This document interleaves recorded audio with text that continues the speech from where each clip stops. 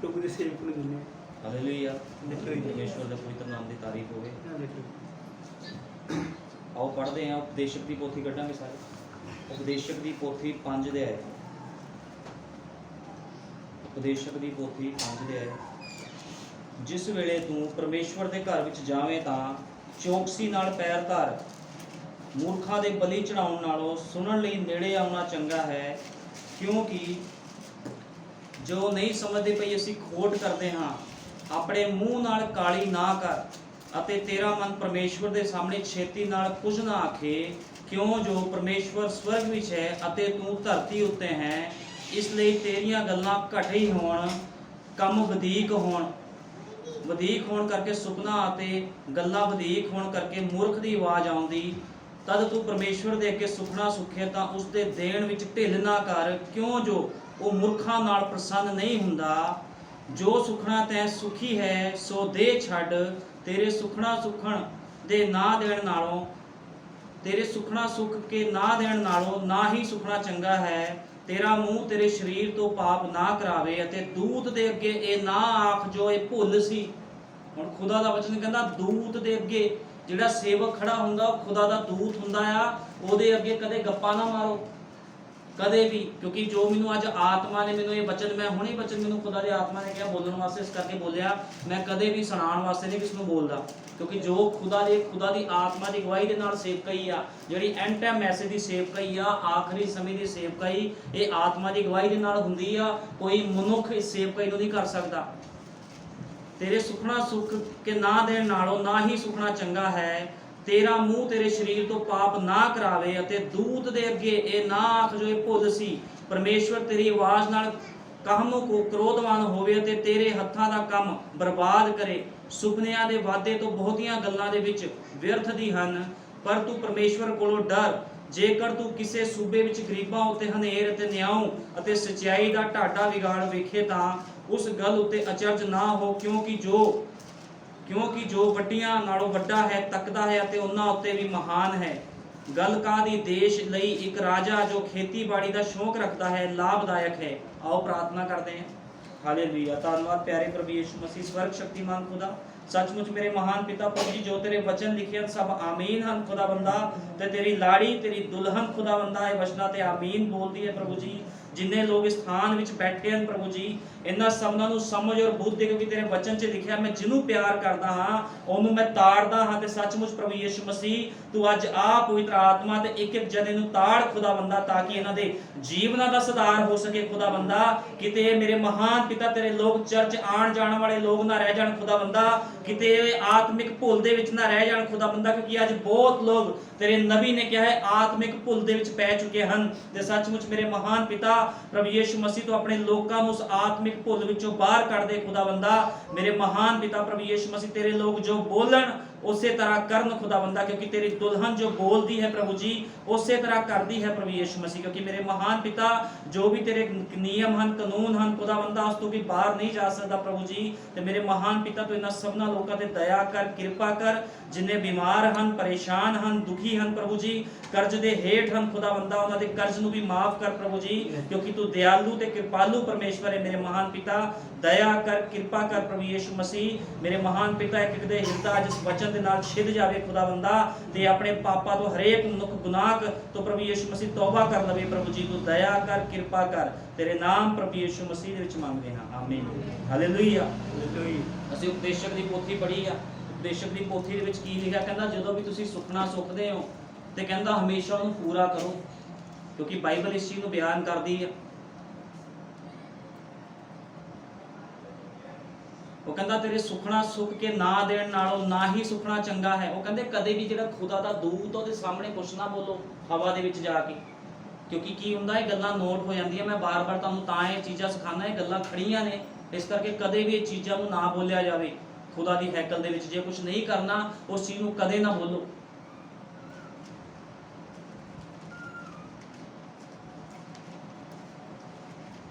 इस करके सानूं खुदा दा वचन सिखांदा आ भी तुसीं जो भी बोलना है सोच समझ के बोलना है, क्योंकि जे तुसीं किसी सेवक दे कोल जांदे ते खुदा दा दूत आ, एक भविष्यवक्ता आ, ਤੇ ਤੁਸੀਂ ਉਸ ਭਵਿਸ਼ਯਵਕਤਾ ਦੇ ਸਾਹਮਣੇ, ਖੁਦਾ ਦੇ ਸੇਵਕ ਸਾਹਮਣੇ ਉਹਨਾਂ ਕੀ ਬੋਲੋ ਜਿੰਨਾ ਕਿ ਤੁਸੀਂ ਆਪਣੇ ਸਿਸਟਮ ਦੇ ਵਿੱਚ ਹੈਗੇ ਹੋ ਜਾਂ ਜਿੰਨਾ ਕਿ ਤੁਸੀਂ ਚੱਲਦੇ ਹੋ। ਕਦੇ ਵੀ ਉਹਦੇ ਸਾਹਮਣੇ ਝੂਠ ਨਾ ਬੋਲੋ, ਕਿਉਂਕਿ ਖੁਦਾ ਦਾ ਪਵਿੱਤਰ ਆਤਮਾ ਪਾਇਆ ਹੋਇਆ ਸੇਵਕ ਪਰਖ ਲੈਂਦਾ ਹਰ ਕਿਸੇ ਨੂੰ ਵੀ ਕੌਣ ਬੰਦਾ ਕਿੰਨੇ ਪਾਣੀ ਦੇ ਵਿੱਚ ਆ।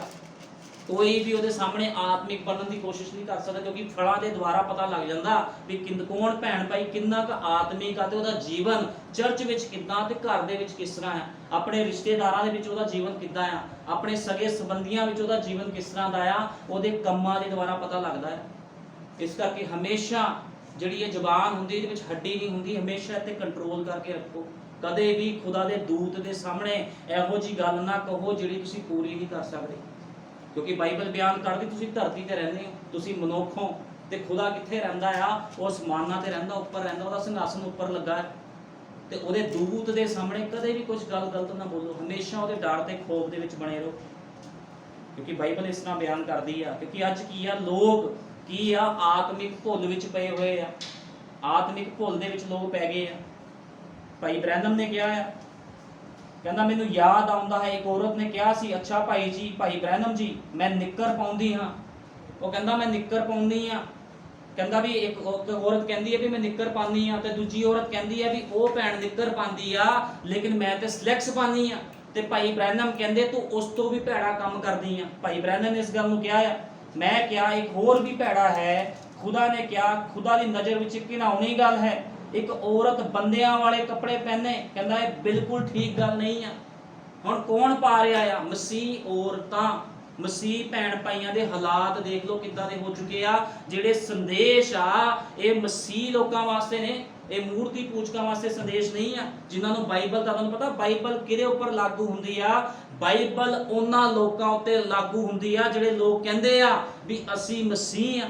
ਕਿਉਂਕਿ ਬਾਈਬਲ ਦੂਜਿਆਂ ਵਾਸਤੇ ਨਹੀਂ ਹੁੰਦੀ। ਜਿਹੜਾ ਉਹਦੇ ਹੁਕਮਾਂ ਨੂੰ ਮੰਨਦਾ ਆ ਉਹ ਕਹਿੰਦਾ ਵੀ ਮੈਂ ਪ੍ਰਭੂ ਦਾ ਮੰਨਣ ਵਾਲਾ ਆ, ਬਾਈਬਲ ਉਹਦੇ ਉੱਪਰ ਲਾਗੂ ਹੁੰਦੀ ਆ। ਤੁਸੀਂ ਉਹਨੂੰ ਕਿਸੇ ਦੂਜੇ ਬੰਦੇ ਉੱਤੇ ਲਾਗੂ ਨਹੀਂ ਕਰ ਸਕਦੇ।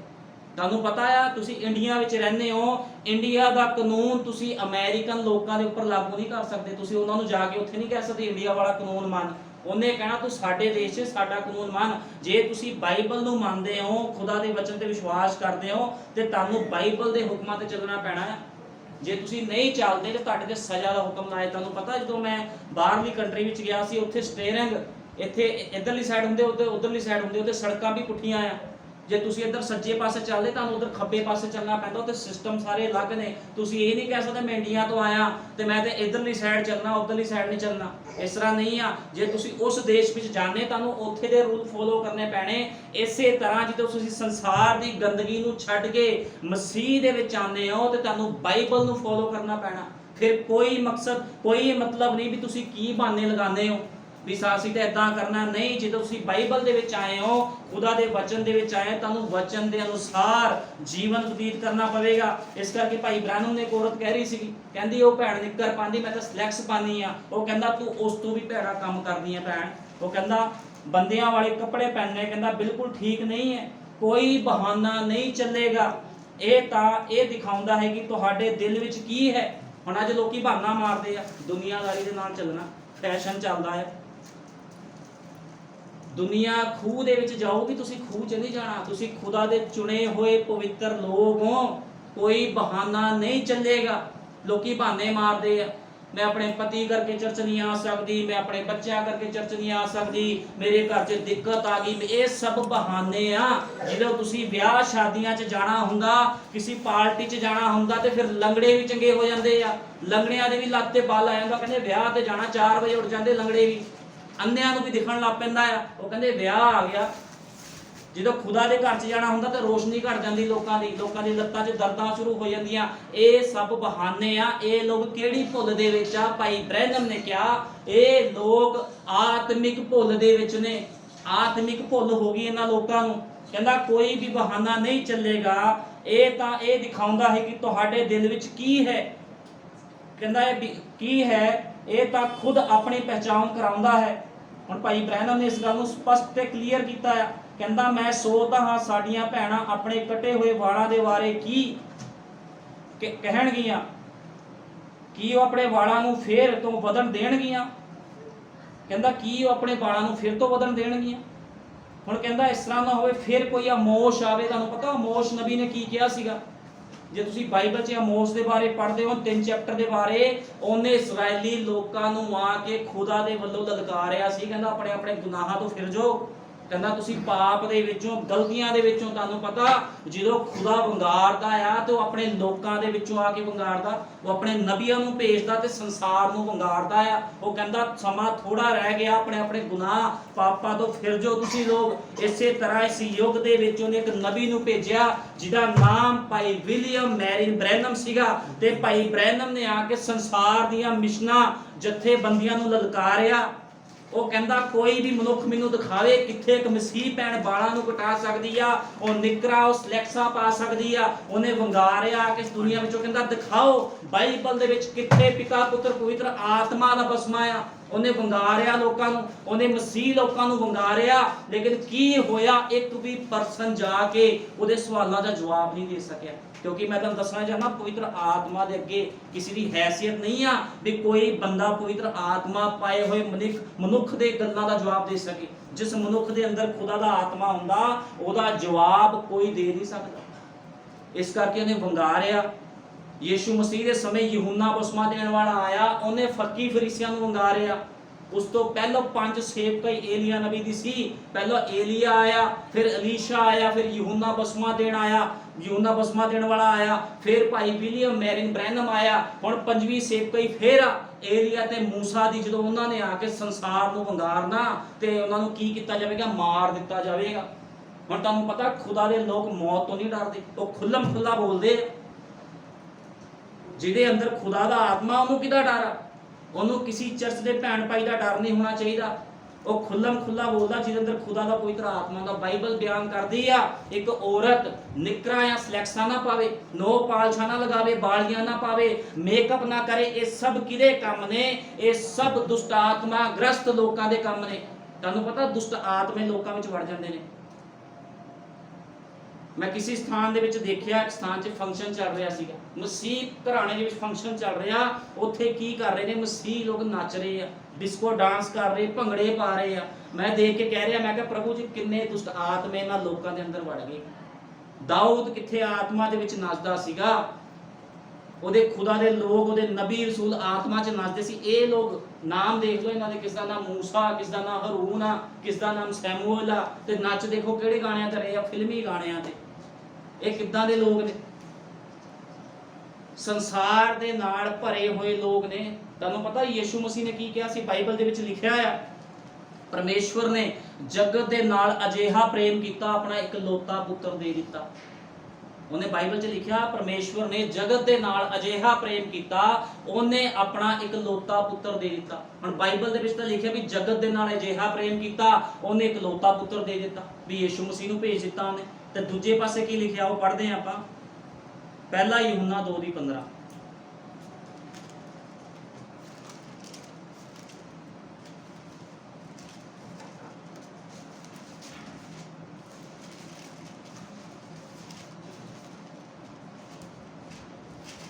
ਪਹਿਲਾ ਯਹੂਨਾ 2:15। ਹੁਣ ਬਾਈਬਲ 'ਚ ਇੱਕ ਪਾਸੇ ਲਿਖਿਆ ਪਰਮੇਸ਼ਵਰ ਨੇ ਸੰਸਾਰ ਨਾਲ, ਜਗਤ ਨਾਲ ਅਜਿਹਾ ਪ੍ਰੇਮ ਕੀਤਾ, ਉਹਨੇ ਆਪਣਾ ਇਕਲੌਤਾ ਪੁੱਤਰ ਦੇ ਦਿੱਤਾ। ਤੇ ਦੂਜੇ ਪਾਸੇ ਕੀ ਲਿਖਿਆ ਬਾਈਬਲ ਦੇ ਵਿੱਚ? ਪਹਿਲਾ ਯਹੂਨਾ 2:15, ਸੰਸਾਰ ਨਾਲ ਮੋਹ ਨਾ ਰੱਖੋ। ਹੁਣ ਇੱਕ ਪਾਸੇ ਤੇ ਖੁਦਾ ਦਾ ਵਚਨ ਕਹਿੰਦਾ ਵੀ ਮੈਂ ਸੰਸਾਰ ਨਾਲ ਅਜਿਹਾ ਪ੍ਰੇਮ ਕੀਤਾ ਵੀ ਆਪਣਾ ਇਕਲੌਤਾ ਪੁੱਤਰ ਦੇ ਦਿੱਤਾ। ਹੁਣ ਇਹ ਕਿਹੜਾ ਸੰਸਾਰ ਆ? ਇਹ ਵੀ ਸਮਝਣ ਦੀ ਕੋਸ਼ਿਸ਼ ਹੋਣੀ ਚਾਹੀਦੀ ਹੈ। ਲੋਕਾਂ ਨੂੰ ਭੁਲੇਖਾ ਆ, ਉਹ ਕਹਿੰਦੇ ਬਾਈਬਲ 'ਚ ਲਿਖਿਆ ਸੰਸਾਰ ਨੂੰ ਅਜਿਹਾ ਪ੍ਰੇਮ ਕੀਤਾ, ਆਪਣਾ ਇਕਲੌਤਾ ਪੁੱਤਰ ਦਿੱਤਾ, ਜੋ ਕੋਈ ਵਿਸ਼ਵਾਸ ਕਰੇ ਉਹ ਬਚਾਇਆ ਜਾਵੇਗਾ। ਫਿਰ ਤਾਂ ਪੂਰੀ ਦੁਨੀਆ ਬਚਾਈ ਜਾਣੀ ਚਾਹੀਦੀ ਹੈ। ਫਿਰ ਕਿਉਂ ਵਿਸ਼ਵਾਸ ਨਹੀਂ ਕਰਦੇ ਲੋਕੀ ਖੁਦਾ ਦੇ ਵਚਨ ਤੇ? ਕਿਉਂ ਲੋਕੀ ਮੂਰਤੀ ਪੂਜਾ ਵਿੱਚ ਆ, ਗਲਤ ਕੰਮਾਂ ਦੇ ਵਿੱਚ ਆ? ਇਹਦਾ ਮਤਲਬ ਪਰਮੇਸ਼ਵਰ ਨੇ ਵਚਨ ਗਲਤ ਸਿਖਾਤਾ, ਇਹਦਾ ਮਤਲਬ ਬਾਈਬਲ 'ਚ ਗਲਤ ਲਿਖਿਆ ਗਿਆ। ਬਾਈਬਲ 'ਚ ਲਿਖਿਆ ਸੰਸਾਰ ਨਾਲ ਅਜਿਹਾ ਪ੍ਰੇਮ ਕੀਤਾ, ਆਪਣਾ ਇਕਲੌਤਾ ਪੁੱਤਰ ਦੇ ਦਿੱਤਾ। ਦੂਜੇ ਪਾਸੇ ਯਹੂਨਾ 2:15 ਵਿੱਚ ਕਹਿ ਰਿਹਾ ਆ ਸੰਸਾਰ ਨਾਲ ਮੋਹ ਨਾ ਰੱਖੋ। ਆਪ ਸੰਸਾਰ ਨਾਲ ਪ੍ਰੇਮ ਕਰ ਰਿਹਾ ਤੇ ਆਪਣੇ ਲੋਕਾਂ ਨੂੰ ਕਹਿੰਦਾ ਸੰਸਾਰ ਨਾਲ ਮੋਹ ਨਾ ਰੱਖੋ। ਗੱਲ ਬੜੀ ਅਜੀਬ ਆ, ਸੋਚਣ ਵਾਲੀ ਗੱਲ ਆ। ਸੰਸਾਰ ਨਾਲ ਮੋਹ ਨਾ ਰੱਖੋ, ਨਾ ਉਹਨਾਂ ਵਸਤਾਂ ਨਾਲ ਜੋ ਸੰਸਾਰ ਵਿੱਚ ਹਨ। ਕਹਿੰਦਾ ਨਾ ਉਹਨਾਂ ਵਸਤਾਂ ਦੇ ਨਾਲ ਮੋਹ ਰੱਖੋ ਜੋ ਸੰਸਾਰ ਵਿੱਚ ਹਨ। ਜੋ ਕੋਈ ਸੰਸਾਰ ਨਾਲ ਮੋਹ ਰੱਖਦਾ ਹੋਵੇ ਉਸਦੇ ਨਾਲ ਉਸਦੇ ਵਿੱਚ ਪਿਤਾ ਦਾ ਪ੍ਰੇਮ ਨਹੀਂ। ਹੁਣ ਇਹ ਗੱਲ ਨਹੀਂ ਸਮਝ ਲੱਗ ਰਹੀ? ਸਮਝ ਲੱਗ ਰਹੀ ਤੁਹਾਡੇ ਇਹ ਗੱਲ? ਇੱਕ ਪਾਸੇ ਖੁਦਾ ਕਹਿ ਰਿਹਾ ਸੰਸਾਰ ਦੇ ਨਾਲ ਮੋਹ ਨਾ ਰੱਖੋ, ਤੇ ਦੂਜੇ ਪਾਸੇ ਕਹਿੰਦਾ ਇੱਕ ਪਾਸੇ ਕਹਿੰਦਾ ਵੀ ਸੰਸਾਰ ਨਾਲ ਮੋਹ ਨਾ ਰੱਖੋ, ਦੂਜੇ ਪਾਸੇ ਆਪ ਸੰਸਾਰ ਨਾਲ ਮੋਹ ਕਰ ਰਿਹਾ। ਕਹਿੰਦਾ ਮੈਂ ਆਪਣਾ ਇਕਲੌਤਾ ਪੁੱਤਰ ਦੇ ਦਿੱਤਾ, ਜਗਤ ਦੇ ਨਾਲ ਅਜਿਹਾ ਪ੍ਰੇਮ ਕੀਤਾ ਮੈਂ, ਕਿਉਂਕਿ ਸਭੋ ਕੁਝ ਜੋ ਸੰਸਾਰ ਵਿੱਚ ਹੈ ਅਰਥਾਤ ਸਰੀਰ ਦੀ ਕਾਮਨਾ ਅਤੇ ਨੇਤਰਾਂ ਦੀ ਕਾਮਨਾ ਅਤੇ ਜੀਵਨ ਦਾ ਅਭਿਮਾਨ ਸੋ ਪਿਤਾ ਤੋਂ ਨਹੀਂ ਸੰਸਾਰ ਤੋਂ ਹੈ, ਅਤੇ ਸੰਸਾਰ ਨਾਲੇ ਉਸ ਦੀ ਕਾਮਨਾ ਬੀਤਦੀ ਜਾਂਦੀ ਹੈ, ਪਰ ਜਿਹੜਾ ਪਰਮੇਸ਼ਵਰ ਦੀ ਇੱਛਾ ਉੱਤੇ ਚੱਲਦਾ ਹੈ ਉਹ ਸਦਾ ਤੀਕ ਕਾਇਮ ਰਹਿੰਦਾ ਹੈ। ਹੁਣ ਕਹਿੰਦਾ ਜਿਹੜਾ ਪਰਮੇਸ਼ਵਰ ਦੀ ਇੱਛਾ ਉੱਤੇ ਚੱਲਦਾ ਆ ਉਹ ਸਦਾ ਤੀਕ ਕਾਇਮ ਰਹਿੰਦਾ। ਹੁਣ ਤੁਹਾਨੂੰ ਪਤਾ ਸੰਸਾਰ ਦੀ ਕਿਹੜੀ ਗੱਲ ਹੋਈ, ਕਿਹੜੇ ਸੰਸਾਰ ਪਿੱਛੇ ਯੀਸ਼ੂ ਮਸੀਹ ਨੇ ਆਪਣੀ ਜਾਨ ਦਿੱਤੀ ਆ? ਇਹ ਧਰਤੀ ਦਾ ਸੰਸਾਰ ਨਹੀਂ ਆ। ਇਸ ਜਗਤ ਦੀ ਨੀਂਹ ਧਰਨ ਤੋਂ ਪਹਿਲਾਂ ਇੱਕ ਸੰਸਾਰ ਉਹਨੇ ਤਿਆਰ ਕੀਤਾ ਸੀ। ਉਹ ਸੰਸਾਰ ਦੇ ਵਿੱਚ ਕਿਹੜੇ ਲੋਕ ਸੀ? ਉਹਦੇ ਉਹ ਪਵਿੱਤਰ ਲੋਕ ਜਿਨ੍ਹਾਂ ਬਾਰੇ ਉਹਨੂੰ ਪਤਾ ਸੀਗਾ ਵੀ ਇਹ ਮੇਰੇ ਨਾਲ ਪਿਆਰ ਕਰਦੇ ਆ, ਮੇਰੇ ਚੁਣੇ ਹੋਏ ਲੋਕ। ਇਸ ਸੰਸਾਰ ਦੇ ਨਾਲ ਪਿਆਰ ਨਹੀਂ ਕੀਤਾ, ਇਹ ਭੁਲੇਖੇ ਵਿੱਚ ਨੇ ਲੋਕ। ਉਹ ਕਹਿੰਦੇ ਸੰਸਾਰ ਨਾਲ ਪਿਆਰ ਕੀਤਾ, ਜਾਓ ਉਹਨਾਂ ਦੇ ਵਿੱਚ ਪ੍ਰਚਾਰ ਕਰੋ, ਉਹਨਾਂ 'ਚ ਪ੍ਰਚਾਰ ਕਰੋ। ਲੋਕੀ ਮੰਨਦੇ ਹੀ ਨਹੀਂ ਯੀਸ਼ੂ ਮਸੀਹ ਨੂੰ। ਉਹ ਕਹਿੰਦੇ ਅਸੀਂ ਨਹੀਂ ਮੰਨਣਾ, ਅਸੀਂ ਤਾਂ ਆਪਣੇ ਦੇਵੀ ਦੇਵਤਿਆਂ ਨੂੰ ਮੰਨਣਾ। ਲੇਕਿਨ ਬਾਈਬਲ ਕੀ ਬਿਆਨ ਕਰਦੀ ਹੈ? ਉਹ ਕਹਿੰਦਾ ਸੰਸਾਰ ਦੇ ਨਾਲ ਮੋਹ ਨਾ ਰੱਖੋ। ਹੁਣ ਦੂਜੇ ਪਾਸੇ ਉਹ ਖੁਦ ਹੀ ਮੋਹ ਕਰ ਰਿਹਾ ਪ੍ਰਭੂ। ਉਹਨੇ ਪਿਆਰ ਕੀਤਾ ਸੰਸਾਰ ਦੇ ਨਾਲ ਆ ਕੇ। ਇਹ ਸੰਸਾਰ ਕਿਹੜਾ ਆ ਜਿਹਦੇ ਵਾਸਤੇ ਉਹਨੇ ਜਾਨ ਦਿੱਤੀ? ਉਹਦੀ ਪਰਸਨਲ ਕੌਮ, ਉਹਦੀ ਦੁਲਹਨ। ਕਿਉਂਕਿ ਮੈਂ ਤੁਹਾਨੂੰ ਸਾਫ਼ ਤੇ ਸਪਸ਼ਟ ਬਾਈਬਲ 'ਚ ਕਲੀਅਰ ਕਰ ਦੇਣਾ ਚਾਹੁੰਦਾ ਇਸ ਚੀਜ਼ ਨੂੰ, ਕਿਉਂਕਿ ਜਿਹੜੀ ਇਹ ਬਾਈਬਲ ਆ ਇਹ ਮਿਸ਼ਨਾਂ ਜਥੇਬੰਦੀਆਂ ਵਾਸਤੇ ਨਹੀਂ ਆ। ਇਸ ਗੱਲ ਨੂੰ ਅੱਜ ਸਮਝ ਲਓ। ਇਹ ਜਿਹੜੀ ਬਾਈਬਲ ਆ, ਬਾਈਬਲ ਸਿਰਫ ਤੇ ਸਿਰਫ ਦੁਲਹਨ ਵਾਸਤੇ ਆ। ਭਾਈ ਬ੍ਰੈਨਮ ਨੇ ਕਿਹਾ ਜਿਹੜੀ ਬਾਈਬਲ ਆ, ਬਾਈਬਲ ਦੇ ਵਾਅਦੇ ਦੁਲਹਨ ਵਾਸਤੇ ਆ। ਹੁਣ ਉਹ ਲੋਕਾਂ ਨੂੰ ਬਰਕਤ ਕਿੱਦਾਂ ਮਿਲਦੀ ਆ? ਉਹ ਲੋਕ ਪ੍ਰਾਰਥਨਾ ਕਰਦੇ ਕਿੱਦਾਂ ਸੁਣੀ ਜਾਂਦੀ? ਜਦੋਂ ਇੱਕ ਮੰਗਤਾ, ਮੈਂ ਤੁਹਾਨੂੰ ਪਹਿਲਾਂ ਵੀ ਕਈ ਵਾਰ ਪ੍ਰਚਾਰ ਕਰ ਚੁੱਕਿਆ ਕਿ ਮੰਗਤਾ ਜਦੋਂ ਘਰ ਦੇ ਬਾਹਰ ਆਂਦਾ, ਕਿਸੇ ਕੋ ਵੀ ਮੰਗਦਾ ਤੁਸੀਂ ਦੇ ਦਿੰਦੇ ਆ ਤਰਸ ਕਰਕੇ। ਇਸੇ ਤਰ੍ਹਾਂ ਸਾਡਾ ਪ੍ਰਭੂ ਯੀਸ਼ੂ ਮਸੀਹ ਕਹਿੰਦਾ ਇਹ ਵਿਚਾਰੇ ਮੰਗਤੇ ਆ, ਮੰਗਦੇ ਆ, ਪ੍ਰਭੂ ਕੋਠੀਆਂ ਦੇ ਦੇ, ਪ੍ਰਭੂ ਕਾਰਾਂ ਦੇ ਦੇ। ਉਹ ਕਹਿੰਦਾ ਆ ਚੱਕ ਆ ਚੱਕ ਆ ਚੱਕ। ਲੇਕਿਨ ਜਿਹੜੇ ਉਹਦੇ ਖੁਦਾ ਦੀ ਪਰਸਨਲ ਕੌਮ ਦੇ ਲੋਕ ਆ, ਉਹ ਸੰਸਾਰ ਦੇ ਲੋਕ ਜਿਹਦੇ ਵਾਸਤੇ ਸੰਸਾਰ ਦੇ ਵਿੱਚ ਆਇਆ ਸੀਗਾ, ਉਹ ਕਹਿੰਦੇ ਨੇ ਲੋਕ, ਉਹਦੀ ਦੁਲਹਨ ਦੇ ਲੋਕ, ਪ੍ਰਭੂ ਯੀਸ਼ੂ ਮਸੀਹ ਸਾਨੂੰ ਅਨੰਤ ਜੀਵਨ ਚਾਹੀਦਾ, ਅਸੀਂ ਤੇਰੀ ਮਰਜ਼ੀ ਤੇ ਚੱਲਣਾ ਚਾਹੁੰਦੇ ਆ। ਤੇ ਉਹ ਕਹਿੰਦਾ ਆ ਲੋ ਅਨੰਤ ਜੀਵਨ। ਤੁਹਾਨੂੰ ਪਤਾ ਪ੍ਰਭੂ ਯੀਸ਼ੂ ਮਸੀਹ ਦੇ ਕੋਲ ਸਾਰਾ ਕੁਝ ਆ, ਪੈਸਾ, ਸ਼ਕਤੀਆਂ, ਧਨ ਦੌਲਤ, ਸਭ ਕੁਝ ਉਹਦੇ ਕੋਲ ਆ। ਅਨੰਤ ਜੀਵਨ ਵੀ ਉਹਦੇ ਕੋਲ ਆ। ਜਿੱਦਾਂ ਇੱਕ ਅਮੀਰ ਮਨੁੱਖ ਆਇਆ, ਉਹ ਬੜਾ ਤਕੜਾ ਸੀ, ਪ੍ਰਭੂ ਕਹਿੰਦਾ ਮੇਰੇ ਪਿੱਛੇ ਹੋ ਲਾ। ਉਹ ਕਹਿੰਦਾ ਨਹੀਂ। ਉਹ ਘਾਬਰ ਗਿਆ। ਕਿਉਂ ਘਾਬਰ ਗਿਆ? ਕਿਉਂ ਘਬਰਾ ਗਿਆ? ਉਹ ਕਹਿੰਦਾ ਇੰਨਾ ਪੈਸਾ, ਮੇਰਾ ਦਿਮਾਗ ਖਰਾਬ ਆ, ਮੈਂ ਪੈਸਾ ਛੱਡ ਕੇ ਚੱਲੂ? ਹੁਣ ਤੁਹਾਡੇ ਕੋਲ ਕਰੋੜਾਂ ਰੁਪਏ ਹੋਵੇ ਤੇ ਤੁਹਾਨੂੰ ਕੋਈ ਖੁਦਾ ਦਾ ਸੇਵਕ ਆ ਕੇ ਕਹਿ ਦੇ ਚੱਲ ਆ ਜਾ ਸੇਵਾ ਕਰ, ਪੈਸੇ ਨੂੰ ਛੱਡ ਦੇ, ਤੁਸੀਂ ਕਹਿਣਾ ਸੇਵਕ ਪਾਗਲ ਹੋ ਗਿਆ, ਮੈਂ ਚੱਲਿਆ ਦੂਜੇ ਸੇਵਕ ਦੇ ਕੋਲ। ਇਸੇ ਤਰ੍ਹਾਂ ਯੀਸ਼ੂ ਮਸੀਹ ਨੂੰ ਛੱਡ ਕੇ ਉਹ ਚਲਾ ਗਿਆ, ਕਿਉਂਕਿ ਯੀਸ਼ੂ ਮਸੀਹ ਵੀ ਉਸ ਸਮੇਂ ਦਾ ਸੇਵਕ ਸੀਗਾ, ਉਸ ਸਮੇਂ ਦਾ ਨਬੀ ਸੀਗਾ। ਤੇ ਉਹ ਯੀਸ਼ੂ ਮਸੀਹ ਨੂੰ ਛੱਡ ਕੇ ਚਲਾ ਗਿਆ। ਤੇ ਕੀ ਉਹਨੂੰ ਜੀਵਨ ਪ੍ਰਾਪਤ ਹੋਇਆ? ਨਹੀਂ ਹੋਇਆ। ਕੀ ਉਹ ਪੈਸਾ ਹਮੇਸ਼ਾ ਸदैव ਉਹਦੇ ਨਾਲ ਸੀਗਾ? ਅੱਜ ਜੇ ਤੁਸੀਂ ਧਰਤੀ ਦੀ ਚੀਜ਼ਾਂ ਤੇ ਮੋਹ ਲਗਾਉਂਦੇ ਹੋ ਤੇ ਖੁਦਾ ਦੇ ਵਚਨ ਨੂੰ ਪਿੱਛੇ ਛੱਡਦੇ ਹੋ ਤੇ ਸਭ ਤੋਂ ਮਾੜੀ ਗੱਲ ਆ, ਫਿਰ ਤੁਸੀਂ ਆਤਮਿਕ ਭੁੱਲ ਦੇ ਵਿੱਚ ਹੋ। ਇਹ ਤੁਸੀਂ ਕਹਿੰਦੇ ਸੰਸਾਰ ਦੇ ਵਿੱਚ ਵੀ ਤਾਂ ਜੀਣਾ। ਕਈ ਲੋਕ ਕੀ ਕਰਦੇ, ਸੰਡੇ ਸੰਗਤੀ ਛੱਡ ਦਿੰਦੇ। ਉਹ ਕਹਿੰਦੇ ਜੇ ਵਿਆਹ ਜਾਣਾ, ਜੇ ਰਿਸ਼ਤੇਦਾਰ ਗੁੱਸੇ ਹੋ ਗਿਆ ਫਿਰ ਕੀ ਕਰਾਂਗੇ?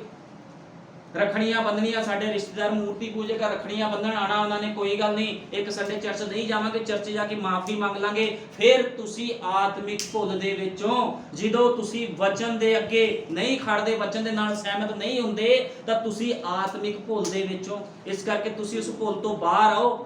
ਭਾਈ ਬ੍ਰੈਨਮ ਨੇ ਕਿਹਾ ਆ, ਕਹਿੰਦੇ ਕੀ ਹੋਵੇ ਜੇ ਤੁਸੀਂ ਆਪਣੀ ਸੁੱਧ ਬੁੱਧ ਖੋ ਬੈਠੋ, ਤੁਹਾਨੂੰ ਪਤਾ ਹੀ ਨਾ ਹੋਵੇ ਵੀ ਮੇਰੇ ਬੱਚੇ ਆਏ, ਮੇਰੀ ਪਤਨੀ, ਤੁਸੀਂ ਆਪਣੀ ਸੁੱਧ ਬੁੱਧ ਖੋ ਦਵੋ ਤੇ ਕਿੱਦਾਂ ਦਾ ਤੁਹਾਨੂੰ ਮਹਿਸੂਸ ਹੋਊਗਾ। ਨਬੀ ਕਹਿੰਦਾ ਇਸੇ ਤਰ੍ਹਾਂ ਅੱਜ ਦੇ ਮਸੀਹ ਲੋਕ ਆਪਣੀ ਸੁੱਧ ਬੁੱਧ ਖੋ ਬੈਠੇ ਆ। ਉਹਨਾਂ ਨੂੰ ਪਤਾ ਨਹੀਂ ਚੱਲ ਰਿਹਾ ਵੀ ਅਸੀਂ ਕੌਣ। ਜਿੱਦਾਂ ਇੱਕ ਬੰਦਾ ਗਵਾਚ ਨਹੀਂ ਜਾਂਦਾ, ਭੀੜ ਦੇ ਵਿੱਚ ਗਵਾਚ ਜਾਂਦਾ, ਉਹਨੂੰ ਪਤਾ ਹੀ ਨਹੀਂ ਹੁੰਦਾ ਮੈਂ ਕੌਣ ਆ, ਬੋਂਦਲਿਆਂ ਵਾਂਗੂ ਘੁੰਮਦਾ ਆ। ਜਿੱਦਾਂ ਉਹਨੇ ਸੱਪ ਨੂੰ ਸ਼ਰਾਪ ਦਿੱਤਾ ਸੀ, ਕਹਿੰਦਾ ਤੂੰ ਭੌਂਦੂ ਅਤੇ ਭਗੌੜਾ ਹੋਵੇਂਗਾ। ਕੀ ਇਸੇ ਤਰ੍ਹਾਂ ਅੱਜ ਸੰਸਾਰ ਵਿੱਚ ਮਸੀਹ ਲੋਕ ਭੌਂਦੂ ਅਤੇ ਭਗੌੜੇ ਨਹੀਂ ਹੈ, ਜਿਨ੍ਹਾਂ ਨੂੰ ਵਚਨ ਦੀ ਕੋਈ ਸਮਝ ਨਹੀਂ ਹੈ। ਕਦੇ ਇਸ ਚਰਚ, ਕਦੇ ਉਸ ਚਰਚ, ਕਦੇ ਇੱਥੇ, ਕਦੇ ਉੱਥੇ, ਕੋਈ ਵਚਨ ਦੀ ਸਮਝ ਨਹੀਂ। ਉਹਨਾਂ ਨੂੰ ਪਤਾ ਹੀ ਨਹੀਂ ਕਿ ਅਸੀਂ ਕੌਣ ਆ। ਲੇਕਿਨ ਪ੍ਰਭੂ ਯੀਸ਼ੂ ਮਸੀਹ ਨੇ ਆਪਣਾ ਇੱਕ ਦੂਤ ਭੇਜਿਆ ਮਲਾਕੀ 4:5 ਦਾ, ਏਲੀਆ ਪ੍ਰਕਾਸ਼ ਦੀ ਪੋਥੀ 10 ਦੀ 7 ਅਧਿਆਇ ਦਾ ਉਹਨੇ ਇੱਕ ਨਬੀ ਭੇਜਿਆ ਜਿਹਦਾ ਨਾਮ ਭਾਈ ਵਿਲੀਅਮ ਮੈਰਿਨ ਬ੍ਰੈਨਮ ਸੀਗਾ, ਜਿਨੇ ਕੀ ਕਿਹਾ, ਉਹ ਕਹਿੰਦਾ ਮੈਂ ਤੁਹਾਨੂੰ ਆਤਮਿਕ ਭੁੱਲ ਵਿੱਚੋਂ ਬਾਹਰ ਕੱਢਣ ਆਇਆ। ਪ੍ਰਕਾਸ਼ ਦੀ ਪੋਥੀ 'ਚ ਲਿਖਿਆ, ਹੇ ਮੇਰੀ ਪ੍ਰਜਾ ਉਹਨਾਂ ਵਿੱਚੋਂ ਬਾਹਰ ਨਿਕਲਿਆ। ਹੁਣ ਤੁਸੀਂ ਬਾਹਰ ਤਾਂ ਆ ਗਏ, ਲੇਕਿਨ ਤੁਸੀਂ ਮੁੜ ਮੁੜ ਕੇ ਫਿਰ ਪਿੱਛੇ ਦੇਖਦੇ ਹੋ। ਤੁਸੀਂ ਕਹਿੰਦੇ ਨਹੀਂ ਮੈਂ ਪਿੱਛੇ ਜਾਣਾ, ਮੈਂ ਪਿੱਛੇ ਜਾਣਾ, ਜਿਹਦਾ ਦੂਤ ਦੀ ਪਤਨੀ ਕਹਿੰਦੀ ਸੀਗੀ। ਪ੍ਰਭੂ ਨੇ ਕਿਹਾ ਵੀ ਇਹ ਧਰਤੀ ਨਾਸ਼ ਹੋਣ ਵਾਲੀ ਆ, ਉਹਨੇ ਫਿਰ ਪਿੱਛੇ ਮੁੜ ਕੇ ਦੇਖਿਆ। ਪ੍ਰਭੂ ਦਾ ਆਤਮਾ ਕਹਿੰਦਾ ਜਦੋਂ ਤੁਸੀਂ ਮਸੀਹ ਦੇ ਵਿੱਚ ਆ ਗਏ, ਪਿੱਛੇ ਮੁੜ ਕੇ ਨਾ ਦੇਖੋ, ਇਸ ਸੰਸਾਰ ਵੱਲ ਤੁਸੀਂ ਨਹੀਂ ਦੇਖਣਾ। ਜਿੰਨਾ ਮਰਜ਼ੀ ਸੋਹਣਾ ਸੰਸਾਰ ਹੋਵੇ, ਕੁਝ ਵੀ ਹੋਵੇ, ਲੇਕਿਨ ਇੱਕ ਦਿਨ ਇਹ ਧਰਤੀ ਅੱਗ ਦੇ ਨਾਲ ਨਾਸ਼ ਕਰ ਦਿੱਤੀ ਜਾਵੇਗੀ। ਤੁਹਾਨੂੰ ਪਤਾ ਉਹੀ ਸਮਾਂ ਦੁਬਾਰਾ ਆ ਰਿਹਾ, ਉਹੀ ਸਮਾਂ ਦੁਬਾਰਾ ਆ ਰਿਹਾ ਜਦੋਂ ਸਾਰੀ ਧਰਤੀ ਅੱਗ ਦੇ ਨਾਲ ਨਾਸ਼ ਕੀਤੀ ਜਾਵੇਗੀ। ਘਰਾਂ ਦੇ ਵਿੱਚ ਸਿਲੰਡਰ ਪਏ ਆ, ਸਿਲੰਡਰ ਵੀ ਫਟ ਜਾਣਗੇ। ਤੁਸੀਂ ਦੇਖਦੇ ਨੇ ਬੜੀ ਸੋਹਣੀ ਧਰਤੀ ਆ, ਲੋਕੀ ਰਿਸ਼ਤੀਆਂ ਕਰਾਉਂਦੇ ਆ, ਖੁਦਾ ਦੇ ਵਚਨ ਨੂੰ ਪਿੱਛੇ ਛੱਡਦੇ ਆ, ਪੈਸੇ ਵੱਲ ਭੱਜਦੇ ਆ। ਅੱਜ ਉਹ ਪਲਾਟ ਖਰੀਦ ਲਏ, ਮੈਂ ਕੁੜੀ ਲਈ ਪਲਾਟ ਖਰੀਦ ਲਾਂ, ਮੈਂ ਮੁੰਡੇ ਲਈ ਪਲਾਟ ਖਰੀਦਾਂ। ਲੇਕਿਨ ਨਹੀਂ, ਜੇ ਤੁਸੀਂ ਪਲਾਟ ਖਰੀਦਣਾ ਤੇ ਉਸ ਖੁਦਾ ਦੇ ਰਾਜ ਵਿੱਚ ਖਰੀਦੋ ਜਾ ਕੇ। ਕਹੋ ਪ੍ਰਭੂ ਯਿਸੂ ਮਸੀਹ ਸਾਡਾ ਜੀਵਨ ਤੈਨੂੰ ਸਮਰਪਿਤ ਆ। ਕੀ ਕਰੋਗੇ ਇੱਥੇ ਤੁਸੀਂ ਧਨ ਦੌਲਤ ਜੋੜ ਕੇ, ਜੇ ਤੁਹਾਨੂੰ ਜੀਵਨ ਹੀ ਨਾ ਮਿਲਿਆ? ਇਹ ਧਰਤੀ ਤਾਂ ਰਹਿਣੀ ਨਹੀਂ ਇੱਕ ਦਿਨ, ਇਹ ਧਰਤੀ ਤਾਂ ਪੂਰੀ ਸਵਾਹ ਹੋਣੀ ਹੈ, ਸਵਾਹ। ਇਹ ਧਰਤੀ ਪੂਰੀ ਤਰ੍ਹਾਂ ਅੱਗ ਦੇ ਨਾਲ ਨਾਸ਼ ਕਰ ਦਿੱਤੀ ਜਾਵੇਗੀ। ਲੇਕਿਨ ਇੱਕ ਖੁਦਾ ਨੇ ਕੀ ਕੀਤਾ? ਪ੍ਰਭੂ ਯਿਸੂ ਮਸੀਹ ਕਹਿੰਦਾ ਮੈਂ ਘਰ ਤਿਆਰ ਕਰਨ ਵਾਸਤੇ ਜਾ ਰਿਹਾ, ਤੁਹਾਡੇ ਵਾਸਤੇ ਜਗ੍ਹਾ ਤਿਆਰ ਕਰਨ ਵਾਸਤੇ ਜਾ ਰਿਹਾ। ਤੇ ਪ੍ਰਭੂ ਯਿਸੂ ਮਸੀਹ ਨੇ ਉਹੀ ਲੋਕ ਉੱਥੇ ਲੈ ਕੇ ਜਾਣੇ ਆ। ਕੋਈ ਭੁਲੇਖੇ ਵਿੱਚ ਨਾ ਬੈਠੇ, ਇੱਥੇ ਕੋਈ ਵੀ ਭੁਲੇਖੇ ਵਿੱਚ ਨਾ ਬੈਠੇ। ਇੱਥੇ ਕੋਈ ਵੀ ਵਚਨ ਦੇ ਵਿੱਚ ਤੁਹਾਨੂੰ ਮਿਕਸ ਨਹੀਂ ਸਿਖਾਇਆ ਜਾਂਦਾ, ਇੱਥੇ ਪਿਓਰ ਵਚਨ ਸਿਖਾਇਆ ਜਾਂਦਾ। ਐਕਸੈਪਟ ਕਰੋ ਚਾਹੇ ਨਾ ਕਰੋ, ਇਹ ਤੁਹਾਡੀ ਮਰਜ਼ੀ ਆ। ਕਿਉਂਕਿ ਯਿਸੂ ਮਸੀਹ ਨੇ ਕਿਹਾ ਮੈਂ ਉਸ ਜਗ੍ਹਾ ਤਿਆਰ ਕਰਨ ਵਾਸਤੇ ਜਾਣਾ ਹੈ। ਉੱਥੇ ਉਹੀ ਲੋਕਾਂ ਨੇ ਜਾਣਾ ਜਿਨ੍ਹਾਂ ਨੇ ਇੱਥੇ ਜੀਵਨ ਸਮਰਪਿਤ ਕੀਤੇ ਆ, ਠੀਕ ਹੈ ਨਾ। ਇੱਥੇ ਜੀਵਨ ਜਿਨ੍ਹਾਂ ਲੋਕਾਂ ਨੇ ਸਮਰਪਿਤ ਕੀਤੇ, ਜਿਹੜੇ ਵਚਨ ਦੇ ਅਨੁਸਾਰ ਜੀਵਨ ਬਤੀਤ ਕਰਦੇ, ਰੈਪਚਰ ਉਹਨਾਂ ਦਾ ਹੋਣਾ। ਕੋਈ ਭੁਲੇਖੇ 'ਚ ਨਾ ਰਵੇ ਵੀ ਅਸੀਂ ਯਿਸੂ ਮਸੀਹ ਦੇ ਨਾਮ 'ਚ ਬਸਮਾ ਲੈ ਲਿਆ, ਅਸੀਂ ਦਾਨ ਦਸ਼ਮਾਸ਼ ਦਿੰਦੇ, ਅਸੀਂ ਚਰਚ ਆਉਂਦੇ ਆ, ਅਸੀਂ ਹਾਲੇਲੂਇਆ ਕਰਦੇ, ਆਮੀਨ ਕਰਦੇ। ਤੁਹਾਡਾ ਰੈਪਚਰ ਨਹੀਂ ਹੋਣਾ ਜਦੋਂ ਤੱਕ ਤੁਸੀਂ ਵਚਨ ਦੇ ਉੱਪਰ ਨਹੀਂ ਚੱਲਦੇ ਪੂਰੀ ਤਰ੍ਹਾਂ, ਜਦੋਂ ਤੱਕ ਤੁਸੀਂ ਪਵਿੱਤਰ ਆਤਮਾ ਦੀ ਅਗਵਾਈ ਦੇ ਨਾਲ ਜੀਵਨ ਨਹੀਂ ਬਤੀਤ ਕਰਦੇ। ਇਹ ਗੱਲ ਹਮੇਸ਼ਾ ਆਪਣੇ ਧਿਆਨ ਵਿੱਚ ਰੱਖਣੀ ਹੈ। ਨਬੀ ਨੇ ਕਿਹਾ 10 ਲੱਖ ਵਿੱਚੋਂ ਇੱਕ ਬਚਣਾ ਹੈ। ਮਿਸ਼ਨਾਂ ਦੀ ਗੱਲ ਨਹੀਂ ਹੋਈ। 10 ਲੱਖ ਲੋਕਾਂ ਦੇ ਵਿੱਚੋਂ, ਜਦੋਂ ਮਿਸਰ ਦੇ ਵਿੱਚੋਂ ਇਸਰਾਇਲੀਆਂ ਨੂੰ ਬਾਹਰ ਕੱਢਿਆ ਗਿਆ ਤੇ ਕਿੰਨੇ ਬੱਚੇ ਸੀਗੇ? ਤੁਹਾਨੂੰ ਪਤਾ ਕਿੰਨੇ ਲੋਕ ਬੱਚੇ? ਸਿਰਫ 2 ਬੱਚੇ। 2 ਨੇ ਯਕੀਨ ਕੀਤਾ, ਬਾਕੀ ਸਾਰੇ ਡਰ ਗਏ, ਸਾਰੇ ਡਰ ਗਏ। ਵਚਨ ਤੋਂ ਬਾਹਰ ਕੰਮ ਕੀਤਾ ਉਹਨਾਂ ਨੇ। ਕੋਈ ਵੀ ਕੰਮ ਉਹਨਾਂ ਦਾ ਵਚਨ ਦੇ ਅੰਦਰ ਨਹੀਂ ਸੀਗਾ, ਸਾਰੇ ਕੰਮ ਉਹਨਾਂ ਨੇ ਵਚਨ ਤੋਂ ਬਾਹਰ ਕੀਤੇ। ਇਸ ਕਰਕੇ ਕਹਿੰਦਾ ਡਰਪੋਕ ਲੋਕ ਖੁਦਾ ਦੇ ਰਾਹ 'ਚ ਨਹੀਂ ਜਾਣਗੇ। ਖੁਦਾ ਦੇ ਕੰਮ ਕਰਨ ਤੋਂ ਲੋਕ ਡਰਦੇ ਆ। ਇਹੋ ਜਿਹੇ ਲੋਕ ਖੁਦਾ ਦੇ ਰਾਹ 'ਚ ਨਹੀਂ ਜਾਣੇ। ਇਸ ਕਰਕੇ ਨਬੀ ਕਹਿੰਦਾ ਤੁਹਾਡੇ ਕੰਮ ਸਹੀ ਹੋਣ, ਸਹੀ ਚਾਲ ਚੱਲੋ ਤੁਸੀਂ। ਕਹਿੰਦਾ ਗਲਤ ਚਾਲ ਨਾ ਚੱਲੋ। ਤੁਹਾਨੂੰ ਪਤਾ ਜਦੋਂ ਭਾਈ ਬ੍ਰੈਨਮ ਧਰਤੀ ਤੇ ਇਸ ਜਗ੍ਹਾ ਤੇ ਆਏ ਸੀਗੇ ਤੇ ਕੀ ਉਹਨਾਂ ਨੇ ਕਿੱਦਾਂ ਦਾ ਜੀਵਨ ਬਤੀਤ ਕੀਤਾ ਸੀਗਾ? ਉਹਨਾਂ ਨੇ ਕਦੇ ਪੈਸਾ ਨਹੀਂ ਜੋੜਿਆ, ਦਿਨ ਰਾਤ ਖੁਦਾ ਦੀ ਬੰਦਗੀ 'ਚ ਲੱਗੇ ਰਹਿੰਦੇ ਸੀ। ਉਹਨਾਂ ਦੀ ਪਤਨੀ ਦੀ ਡੈਥ ਹੋ ਗਈ ਜਦੋਂ ਉਹਨਾਂ ਕੋਲ ਕੁਝ ਨਹੀਂ ਸੀਗਾ, ਗਰੀਬੀ ਸੀ। ਉਹ ਕੱਛ ਦੇ ਨੀਚੇ ਬੋਤਲ ਰੱਖਦੇ ਸੀ ਬੱਚੇ ਦੀ, ਗਰਮ ਰਹੇ ਠੰਡ ਦੇ ਵਿੱਚ। ਉਹਨਾਂ ਕੋਲ ਗੈਸ ਚੁੱਲ੍ਹਾ ਨਹੀਂ ਸੀਗਾ, ਕੱਛ ਦੇ ਨੀਚੇ ਬੋਤਲ ਰੱਖਦੇ ਸੀ, ਆਪਣੇ ਬੇਟੇ ਨੂੰ ਉਹੀ ਦੁੱਧ ਪਿਲਾਉਂਦੇ ਸੀ ਬਾਰ-ਬਾਰ। ਇੰਨੀ ਗਰੀਬੀ ਵਿੱਚੋਂ ਦੁੱਖ ਕੱਟਿਆ ਉਹਨਾਂ ਨੇ ਕਿਹਾ ਪ੍ਰਭੂ ਮੈਨੂੰ ਬਰਕਤ ਦੇ ਦੇ। ਪਹਿਲਾਂ ਉਹਨਾਂ ਨੇ ਉਹ ਕੰਮ ਕੀਤੇ ਜੋ ਪ੍ਰਭੂ ਨੇ ਸੌਂਪੇ ਸੀਗੇ। ਤੁਹਾਨੂੰ ਪਤਾ ਜਦੋਂ ਯਿਸੂ ਮਸੀਹ ਧਰਤੀ ਤੇ ਆਇਆ ਤੇ ਯਿਸੂ ਮਸੀਹ ਵੀ ਕਿੱਦਾਂ ਦੇ ਕੱਪੜੇ ਪਾਈ ਰੱਖਦਾ ਸੀਗਾ? ਯਿਸੂ ਮਸੀਹ ਨਵੇਂ ਕੱਪੜੇ ਨਹੀਂ ਸੀ ਪਾਉਂਦਾ ਵੀ ਮੈਨੂੰ ਨਵੇਂ ਕੱਪੜੇ ਮੈਨੂੰ ਮਿਲ ਜਾਣ, ਇਹ ਕਰ ਲਾ ਉਹ ਕਰ ਲਾ। ਨਹੀਂ, ਉਹਨੇ ਉਹੀ ਕੰਮ ਕੀਤੇ ਜੋ ਪਿਤਾ ਨੇ ਉਹਨੂੰ ਸੌਂਪੇ ਸੀ। ਪਿਤਾ ਦਾ ਮਤਲਬ ਜੋ ਆਤਮਾ ਨੇ ਸੌਂਪੇ ਸੀ ਉਹਨੂੰ, ਪਵਿੱਤਰ ਆਤਮਾ ਦੇ ਕੰਮ ਸੌਂਪੇ ਸੀਗੇ। ਇਸ ਕਰਕੇ ਜੋ ਕੰਮ ਤੁਹਾਨੂੰ ਖੁਦਾ ਨੇ ਸੌਂਪੇ ਤੁਸੀਂ ਉਹ ਕਰੋ। ਸੰਸਾਰ ਵੱਲ ਨਾ ਦੇਖੋ, ਆਪਣੇ ਜੀਵਨ ਦੇ ਵਿੱਚ ਨਮੂਨਾ ਪੇਸ਼ ਕਰੋ। ਤੁਸੀਂ ਇੱਕ ਨਮੂਨਾ ਹੋਣੇ ਚਾਹੀਦੇ ਤੁਹਾਡੇ ਕੋਲ। ਤੁਹਾਡੇ ਰਿਸ਼ਤੇਦਾਰ ਡਰਨੇ ਚਾਹੀਦੇ ਤੁਹਾਡੇ ਵੀ ਇਹ ਭੈਣ ਭਾਈ ਆਤਮਿਕ ਆ, ਇਹਦੇ ਕੋਲ ਜਾਵਾਂਗੇ ਤੇ ਇਹ ਵੀ ਸਾਨੂੰ ਆਤਮਿਕ ਬਣਾ ਦਿਓ, ਇਹ ਵੀ ਸਾਨੂੰ ਮਾਰ ਦਿਓ। ਤੁਹਾਨੂੰ ਪਤਾ ਮਰਿਆ ਹੋਇਆ ਬੰਦਾ ਕੀ ਕਰਦਾ? ਮੈਂ ਕੱਲ ਕਿਸੇ ਨਾਲ ਗੱਲ ਕਰ ਰਿਹਾ ਸੀਗਾ, ਕਿਸੇ ਭਾਈ ਦੇ ਨਾਲ, ਕੋਈ ਸੇਵਕ ਸੀ ਖੁਦਾ ਦਾ, ਉਹਨਾਂ ਨਾਲ ਮੈਂ ਗੱਲ ਕਰ ਰਿਹਾ ਸੀਗਾ। ਮੈਂ ਕਿਹਾ ਜਦੋਂ ਇਸ ਸੰਸਾਰ 'ਚ ਕੋਈ ਬੰਦਾ ਮਰਦਾ ਨਾ ਤੇ ਲੋਕੀ ਡਰਦੇ ਆ, ਭੂਤ ਆ ਗਿਆ, ਭੂਤ ਆ ਗਿਆ। ਫਿਰ ਭੂਤ ਵੀ ਇੱਕ ਬੰਦੇ ਤੋਂ ਡਰਦੇ ਆ, ਦੂਤਾਂ ਤੋਂ ਡਰਦੇ। ਜਦੋਂ ਇੱਕ ਸੰਸਾਰ ਦੇ ਵਿੱਚ ਕੋਈ ਸੇਵਕ ਮਰ ਜਾਵੇ, ਕੋਈ ਵਿਸ਼ਵਾਸੀ ਮਨੁੱਖ ਮਰ ਜਾਏ ਸੰਸਾਰ ਤੋਂ, ਫਿਰ ਭੂਤ ਡਰਦੇ, ਕਹਿੰਦੇ ਦੂਤ ਆ ਗਿਆ, ਦੂਤ ਆ ਗਿਆ, ਭੱਜ ਲਓ। ਨਬੀ ਨੇ ਕਿਹਾ ਜਦੋਂ ਖੁਦਾ ਦੇ ਮਸਾ ਕੀਤੇ ਹੋਏ ਬੰਦਿਆਂ ਨੂੰ ਦੁਸ਼ਟ ਆਤਮੇ ਦੇਖਦੇ, ਉਹ ਕਈ ਕਿਲੋਮੀਟਰ ਦੂਰ ਤੋਂ ਭੱਜ ਜਾਂਦੇ। ਉਹ ਭਾਈ ਬਹੁਤ ਹੱਸੇ, ਜਿਹੜੇ ਖੁਦਾ ਦੇ ਸੇਵਕ ਸੀ, ਬਹੁਤ ਹੱਸੇ। ਕਹਿੰਦੇ ਬ੍ਰਦਰ ਬਿਲਕੁਲ ਸਹੀ ਗੱਲ ਆ। ਅੱਜ ਲੋਕ ਡਰਦੇ ਆ ਨਾ, ਮੈਂ ਨਹੀਂ ਜਾਣਾ ਉਸ ਘਰ ਦੇ ਵਿੱਚ, ਉੱਥੇ ਭੂਤ ਆ। ਇੱਥੇ ਇਹ ਭੂਤ ਆ, ਉੱਥੇ ਉਹ ਭੂਤ ਆ। ਲੇਕਿਨ ਦੇਖੋ ਜਦੋਂ ਖੁਦਾ ਦਾ ਆਤਮਾ ਕਿਸੇ ਮਨੁੱਖ ਦੇ ਅੰਦਰ ਆ ਜਾਂਦਾ ਤੇ ਭੂਤ ਵੀ ਭੱਜਦੇ ਆ। ਫਿਰ ਭੂਤ ਕਹਿੰਦੇ ਦੂਤ ਆ ਗਿਆ, ਭੱਜੋ। ਉਹ ਫਿਰ ਦੂਜੇ ਭੂਤਾਂ ਨੂੰ ਕਹਿੰਦੇ ਦੂਤ ਆ ਗਿਆ, ਦੂਤ ਆ ਕੇ ਦੌੜ ਲਾ ਲਾ, ਉੱਧਰ ਨਾ ਜਾਈਂ। ਉੱਥੇ ਬੈਠਾ ਉਹ ਪ੍ਰਾਰਥਨਾ ਕਰ ਰਿਹਾ, ਉੱਥੇ ਪ੍ਰਚਾਰ ਕਰ ਰਿਹਾ। ਤੇ ਤੁਹਾਨੂੰ ਪਤਾ ਇਹ ਪਾਵਰ ਕਿੱਥੋਂ ਮਿਲਦੀ ਆ? ਇਹ ਪਾਵਰ ਕਰਾਰ ਕੀਤਾ ਹੋਇਆ ਪਵਿੱਤਰ ਆਤਮਾ ਦਿੰਦਾ। ਜਦੋਂ ਕਰਾਰ ਕੀਤਾ ਹੋਇਆ ਪਵਿੱਤਰ ਆਤਮਾ ਤੁਹਾਡੇ ਅੰਦਰ ਆ ਤੇ ਉਹ ਤੁਹਾਨੂੰ ਇਹ ਸ਼ਕਤੀ ਦੇਊਗਾ। ਤੁਹਾਨੂੰ ਪਤਾ ਇਹ ਸੰਸਾਰ, ਜਦੋਂ ਇਹ ਸੰਸਾਰ ਬਣਿਆ, ਠੀਕ ਹੈ ਨਾ, ਇਹ ਸੰਸਾਰ ਜਦੋਂ ਬਣਿਆ, ਜਦੋਂ ਦੇ ਲੋਕ ਇਸ ਧਰਤੀ ਤੇ ਸੀਗੇ, ਤੇ ਜਦੋਂ ਯੂਸਫ ਨੂੰ ਉਹਦੇ ਭਰਾਵਾਂ ਨੇ ਈਰਖਾ ਕਰਕੇ ਕੱਢਿਆ, ਉਹ ਜੇਲ੍ਹ 'ਚ ਸੀ। ਤੁਹਾਨੂੰ ਵਿਸ਼ਵਾਸ ਆ ਤੁਸੀਂ ਤੇ ਮੈਂ ਵੀ ਜੇਲ੍ਹ 'ਚ ਸੀ ਉਹਦੇ ਨਾਲ। ਜਦੋਂ ਇਬਰਾਹਿਮ ਆਪਣੇ ਪੁੱਤਰ ਦੀ ਬਲੀ ਦੇਣ ਜਾ ਰਿਹਾ ਸੀ ਤੇ ਤੁਸੀਂ ਵੀ ਉਹਦੇ ਨਾਲ ਸੀਗੇ। ਜਦੋਂ ਯੀਸ਼ੂ ਮਸੀਹ ਨੂੰ ਕੋੜੇ ਮਾਰੇ ਜਾ ਰਹੇ ਸੀ, ਤੁਸੀਂ ਵੀ ਉਹਦੇ ਨਾਲ ਕੋੜੇ ਖਾ ਰਹੇ ਸੀ। ਜਦੋਂ ਉਹਨੂੰ ਕਲਵਰੀ ਕਰੂਸ ਤੇ ਟੰਗਿਆ ਗਿਆ, ਤੁਹਾਨੂੰ ਵੀ ਉਹਦੇ ਨਾਲ ਟੰਗਿਆ ਗਿਆ। ਤੁਹਾਨੂੰ ਪਤਾ ਇਸ ਗੱਲ ਦਾ? ਜਦੋਂ ਤੀਸਰੇ ਦਿਨ ਮੁਰਦਿਆਂ ਵਿੱਚੋਂ ਜੀ ਉੱਠੇ ਤੇ ਤੁਸੀਂ ਵੀ ਉਹਦੇ ਨਾਲ ਜੀ ਉੱਠੇ। ਭਾਈ ਬ੍ਰੈਨਮ ਨੇ ਇਹ ਗੱਲਾਂ ਕਹੀਆਂ। ਉਹ ਕਹਿੰਦਾ ਤੁਸੀਂ ਉਹਦੇ ਨਾਲ ਮਰੇ, ਉਹਦੇ ਨਾਲ ਤੁਸੀਂ ਜੀਵਿਤ ਹੋ ਗਏ। ਕਿਉਂਕਿ ਅਸੀਂ ਕੌਣ ਆ? ਅਸੀਂ ਉਹਨਾਂ ਦੇ ਅੰਸ਼, ਉਹਨਾਂ ਦੇ ਜੀਨ ਆ। ਅਸੀਂ ਜੇ ਅਸੀਂ ਸੋਚਦੇ ਵੀ ਸਾਡੇ ਮਾਪਿਓ ਧਰਤੀ ਦੇ ਮਾਪਿਓ, ਤਾਂ ਇੱਕ ਸਿਰਫ ਜਰੀਆ ਆ। ਇਹ ਤੁਹਾਡੇ ਮਾਪਿਓ ਨਹੀਂ ਆ ਧਰਤੀ ਦੇ। ਤੁਹਾਡੇ ਮਾਪਿਓ ਉਹ ਲੋਕ ਨੇ ਜਿਨ੍ਹਾਂ ਨੇ ਜੀਵਨ ਵਚਨ ਦੇ ਅਨੁਸਾਰ ਜੀਵਨ ਬਤੀਤ ਕੀਤਾ। ਉਹ ਨੇ ਤੁਹਾਡੇ ਅਸਲੀ ਮਾਪਿਓ। ਜਿਨ੍ਹਾਂ ਨੇ ਮੈਨੂੰ ਇਸ ਧਰਤੀ ਤੇ ਜਨਮ ਦਿੱਤਾ ਉਹ ਮੇਰੇ ਮਾਪਿਓ ਨਹੀਂ, ਉਹ ਤਾਂ ਇੱਕ ਸਰੀਰਕ ਮਾਪਿਓ ਆ। ਲੇਕਿਨ ਮੇਰੇ ਆਤਮਿਕ ਮਾਪਿਓ ਉਹ ਆ ਜਿਨ੍ਹਾਂ ਨੇ ਵਚਨ ਦੇ ਅਨੁਸਾਰ ਜੀਵਨ ਬਤੀਤ ਕੀਤਾ। ਮੈਂ ਉਹਨਾਂ ਦੀ ਵੰਸ਼ ਵਿੱਚੋਂ ਆ। ਮੈਂ ਇਬਰਾਹਿਮ ਦੀ ਵੰਸ਼ ਵਿੱਚੋਂ ਆ। ਤੁਸੀਂ ਇਬਰਾਹਿਮ ਦੀ ਵੰਸ਼ ਵਿੱਚੋਂ, ਤੁਸੀਂ ਆਪਣੇ ਮਾਪਿਓ ਤੋਂ ਨਹੀਂ ਆ ਵੀ ਤੁਸੀਂ ਕਹੋ ਜਿਵੇਂ ਵਰਮਾ, ਮੈਂ ਸ਼ਰਮਾ, ਮੈਂ ਸਿੰਘ, ਮੈਂ ਢਿੰਗ। ਤੁਸੀਂ ਇਹ ਕੁਛ ਨਹੀਂ ਹੋ। ਤੁਸੀਂ ਸਿਰਫ ਇੱਕ ਮਸੀਹ ਹੋ ਤੇ ਇੱਕ ਮਸੀਹ ਹੋ ਬਸ। ਇਸ ਕਰਕੇ ਹਮੇਸ਼ਾ ਆਪਣੇ ਆਪ ਨੂੰ ਮਸੀਹ ਸਮਝੋ। ਤੁਸੀਂ ਆਪਣੇ ਸਰੀਰਕ ਮਾਪਿਓ ਤੋਂ ਨਹੀਂ, ਤੁਸੀਂ ਉਹ ਆਤਮਾ ਤੋਂ ਜੰਮੇ ਹੋ। ਕਿਉਂਕਿ ਬਾਈਬਲ 'ਚ ਲਿਖਿਆ, ਵਚਨ ਦੇ ਵਿੱਚ ਲਿਖਿਆ, ਜਿਹੜੇ ਉਹਦੇ ਉੱਪਰ ਪ੍ਰਤੀਤ ਕਰਦੇ ਹਨ ਉਹ ਕਿਸੇ ਕਹਿੰਦੇ ਪਾਣੀ ਆ, ਉਸ ਤੋਂ ਦੇਹ ਤੋਂ ਨਹੀਂ ਜੰਮੇ, ਕਿਸੇ ਸਰੀਰ ਤੋਂ ਨਹੀਂ ਜੰਮੇ, ਉਹ ਆਤਮਾ ਤੋਂ ਜੰਮੇ ਆ। ਤੇ ਤੁਸੀਂ ਕੌਣ ਹੋ? ਜੇ ਤੁਸੀਂ ਖੁਦਾ ਦੇ ਬੱਚੇ ਆਪਣੇ ਆਪ ਨੂੰ ਕਹਿੰਦੇ ਹੋ, ਤੁਸੀਂ ਸਰੀਰ ਤੋਂ ਨਹੀਂ ਜੰਮੇ, ਤੁਸੀਂ ਆਤਮਾ ਤੋਂ ਜੰਮੇ ਹੋ। ਫਿਰ ਤੁਸੀਂ ਆਤਮਿਕ ਹੋ ਤੇ ਤੁਹਾਡਾ ਜੀਵਨ ਵੀ ਆਤਮਿਕ ਹੋਣਾ ਚਾਹੀਦਾ ਹੈ। ਇਸ ਕਰਕੇ ਉਸ ਬਿਮਾਰੀ ਤੋਂ ਬਾਹਰ ਆਓ। ਨਬੀ ਕਹਿੰਦਾ ਇੱਕ ਬਿਮਾਰੀ ਆ।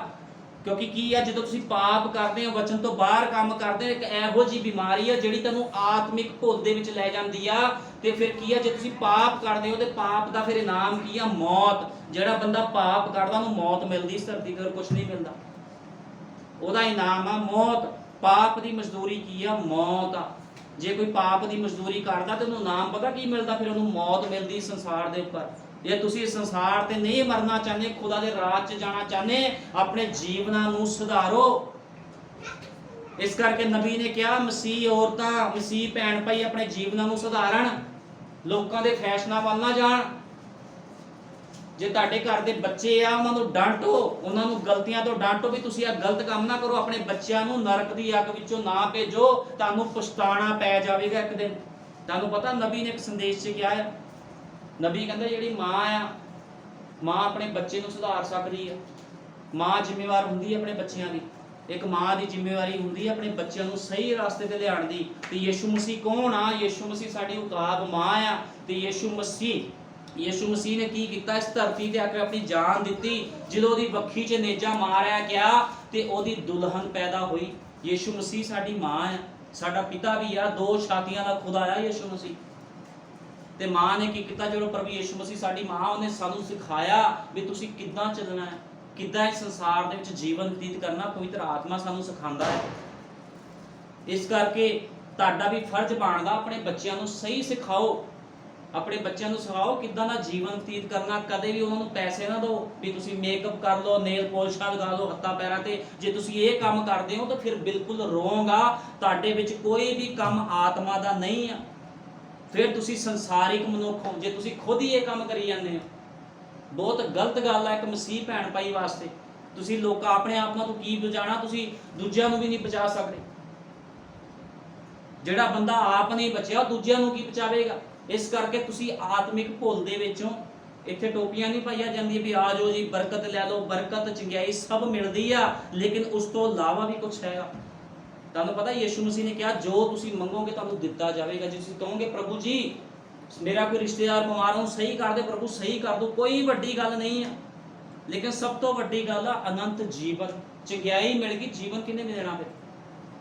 जीवन भी ਉਹੀ ਦਿੰਦਾ ਜਿਹੜਾ ਚੰਗਿਆਈ ਦਿੰਦਾ, लेकिन बहुत लोग आ ਚੰਗਿਆਈ ਲੈ ਕੇ ਚਲੇ ਜਾਂਦੇ ਆ। ਇਸ ਕਰਕੇ ਚੰਗਿਆਈ ਵੱਲ ਧਿਆਨ ਨਾ ਦਿਓ, दिन रात रो के प्रार्थना करो, क्योंकि धरती का बहुत जल्दी नाश होने वाला समा नहीं हैगा। मैं कितनी बार तुहानू समझावां, समा खत्म हो चुकिया। नबी दे संदेशों के अनुसार समा खत्म आ, किसी भी टाइम रैप्चर हो सकता है। ये ना सोचो भी मैं अगले महीने ये काम करूँ, 6 महीने बाद बाइबल च भी लिखा है, इहो जी योजनावां ना बनाओ भी मैं 6 महीने बाद ये काम करूँ, मैं अगले साल ये काम करूँ। कहो प्रभु जी जे तू चाहे तो मैं ये काम करांगा, ये काम करांगी, समा है नहींगा। इस करके तौबा करो। जो कोई तुहाडे कोल आ उन्होंने संदेश सुनाओ, उन्होंने डांटो, उन्होंने कहे भैन भाई तू उस गंदे जीवन तो बाहर आ जा, समा खत्म हो चुकिया है। तुहानू पता जो रैप्चर हो गया इस धरती ते कष्ट काल आना है।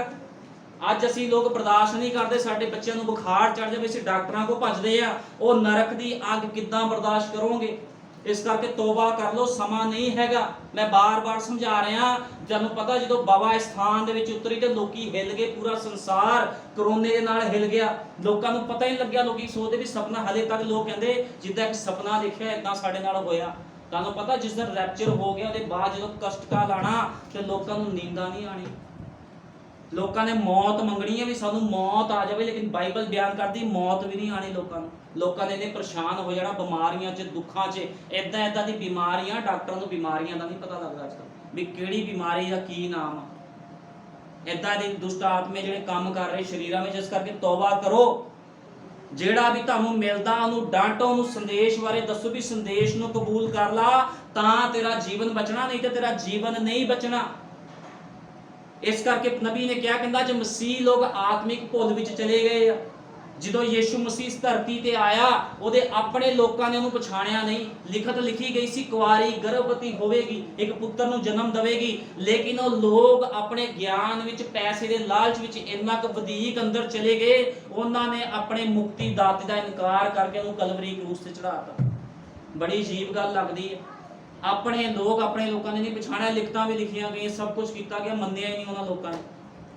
तुहानू पता उन्होंने लोगों ने मन्निया नहीं, इस करके प्रभु यीशु मसीह इत्थे आ गया, पराइयां जातियां दे कोल आ गया, क्योंकि ਉਹਦੇ अपने पर्सनल लोगों ने ਉਹਨੂੰ ठुकरा दिता, क्योंकि एक आत्मिक भुल दे विच लोग चले गए तो वो अपने दूजे लोगों के कोल आ गया। लेकिन दूजे लोग भी अज उन्होंने पछाण नहीं रहे सही तरीके नाल, लेकिन कोई हैगा जिहड़ा उन्होंने पछाण रहा, कोई हैगा जो आत्मिक भुल दे विच नहीं आ, वो ओदी दुल्हन आ जिहड़ी इस संसार की जगत की नींव धरन तो पहलों ही उन्हें चुन लई सीगी। इस करके उन्हें कहा मैं अपना पुत्र इस संसार वास्ते दिना है। हुण इह संसार किहड़ा, ये दुल्हन दे वो लोग आ, वो संसार की गल हो रही, आ संसार नहीं। ये संसार के वास्ते जान दी होंगी तो संसार ने सारे ने झुक जाना सी प्रभु के कोल आ गए। अज किन्ने लोग प्रभु नूं मनदे आ, इंडिया में कितना विरोध हुंदा यीशु मसीह का, फिर वो लोग क्यों नहीं मान रहे यीशु मसीह नूं? आ गए ये किहड़े लोग मान रहे आ? जिहड़े चुने हुए आ उही लोग आ रहे आ। कुछ लोग आते हैं तमाशा देखण, कुछ लोग आते चंगियाइयां लैण, वो चले जाते हैं।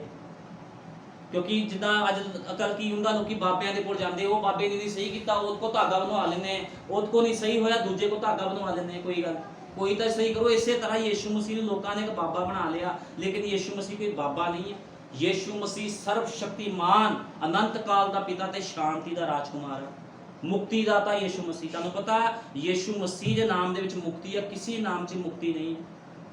इस करके नबी ने क्या कहता, तुसी कहता दूर जाके तुहानू प्रचार करने की लोड़ नहीं, कहता तुहाडे घर च अखबार वाला आंदा उन्होंने प्रचार करो। जिहड़ा भी भैन भाई तुहाडे घर च आंदा उन्होंने दसो भी यीशु मसीह मुक्तिदाता आ। नबी दे संदेश नूं कबूल करो, उन्होंने दसो, बाइबल बारे समझाओ, उन्होंने लोगों नूं, उन्होंने जीवनां नूं बचाओ। भाई कहता तुहाडा फर्ज है, तुसी वेले ना रहो।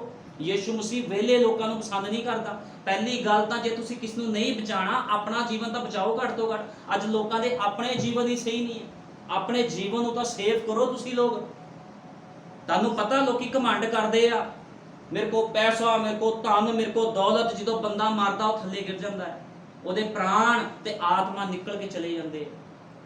प्राण की आ? प्राण समझ जिहड़ी जानवरां दे विच नहीं हुंदी। भाई ब्रैनम ने कहा जानवरां दे विच प्राण नहीं हुंदा, प्राण समझ नूं दर्शांदा है।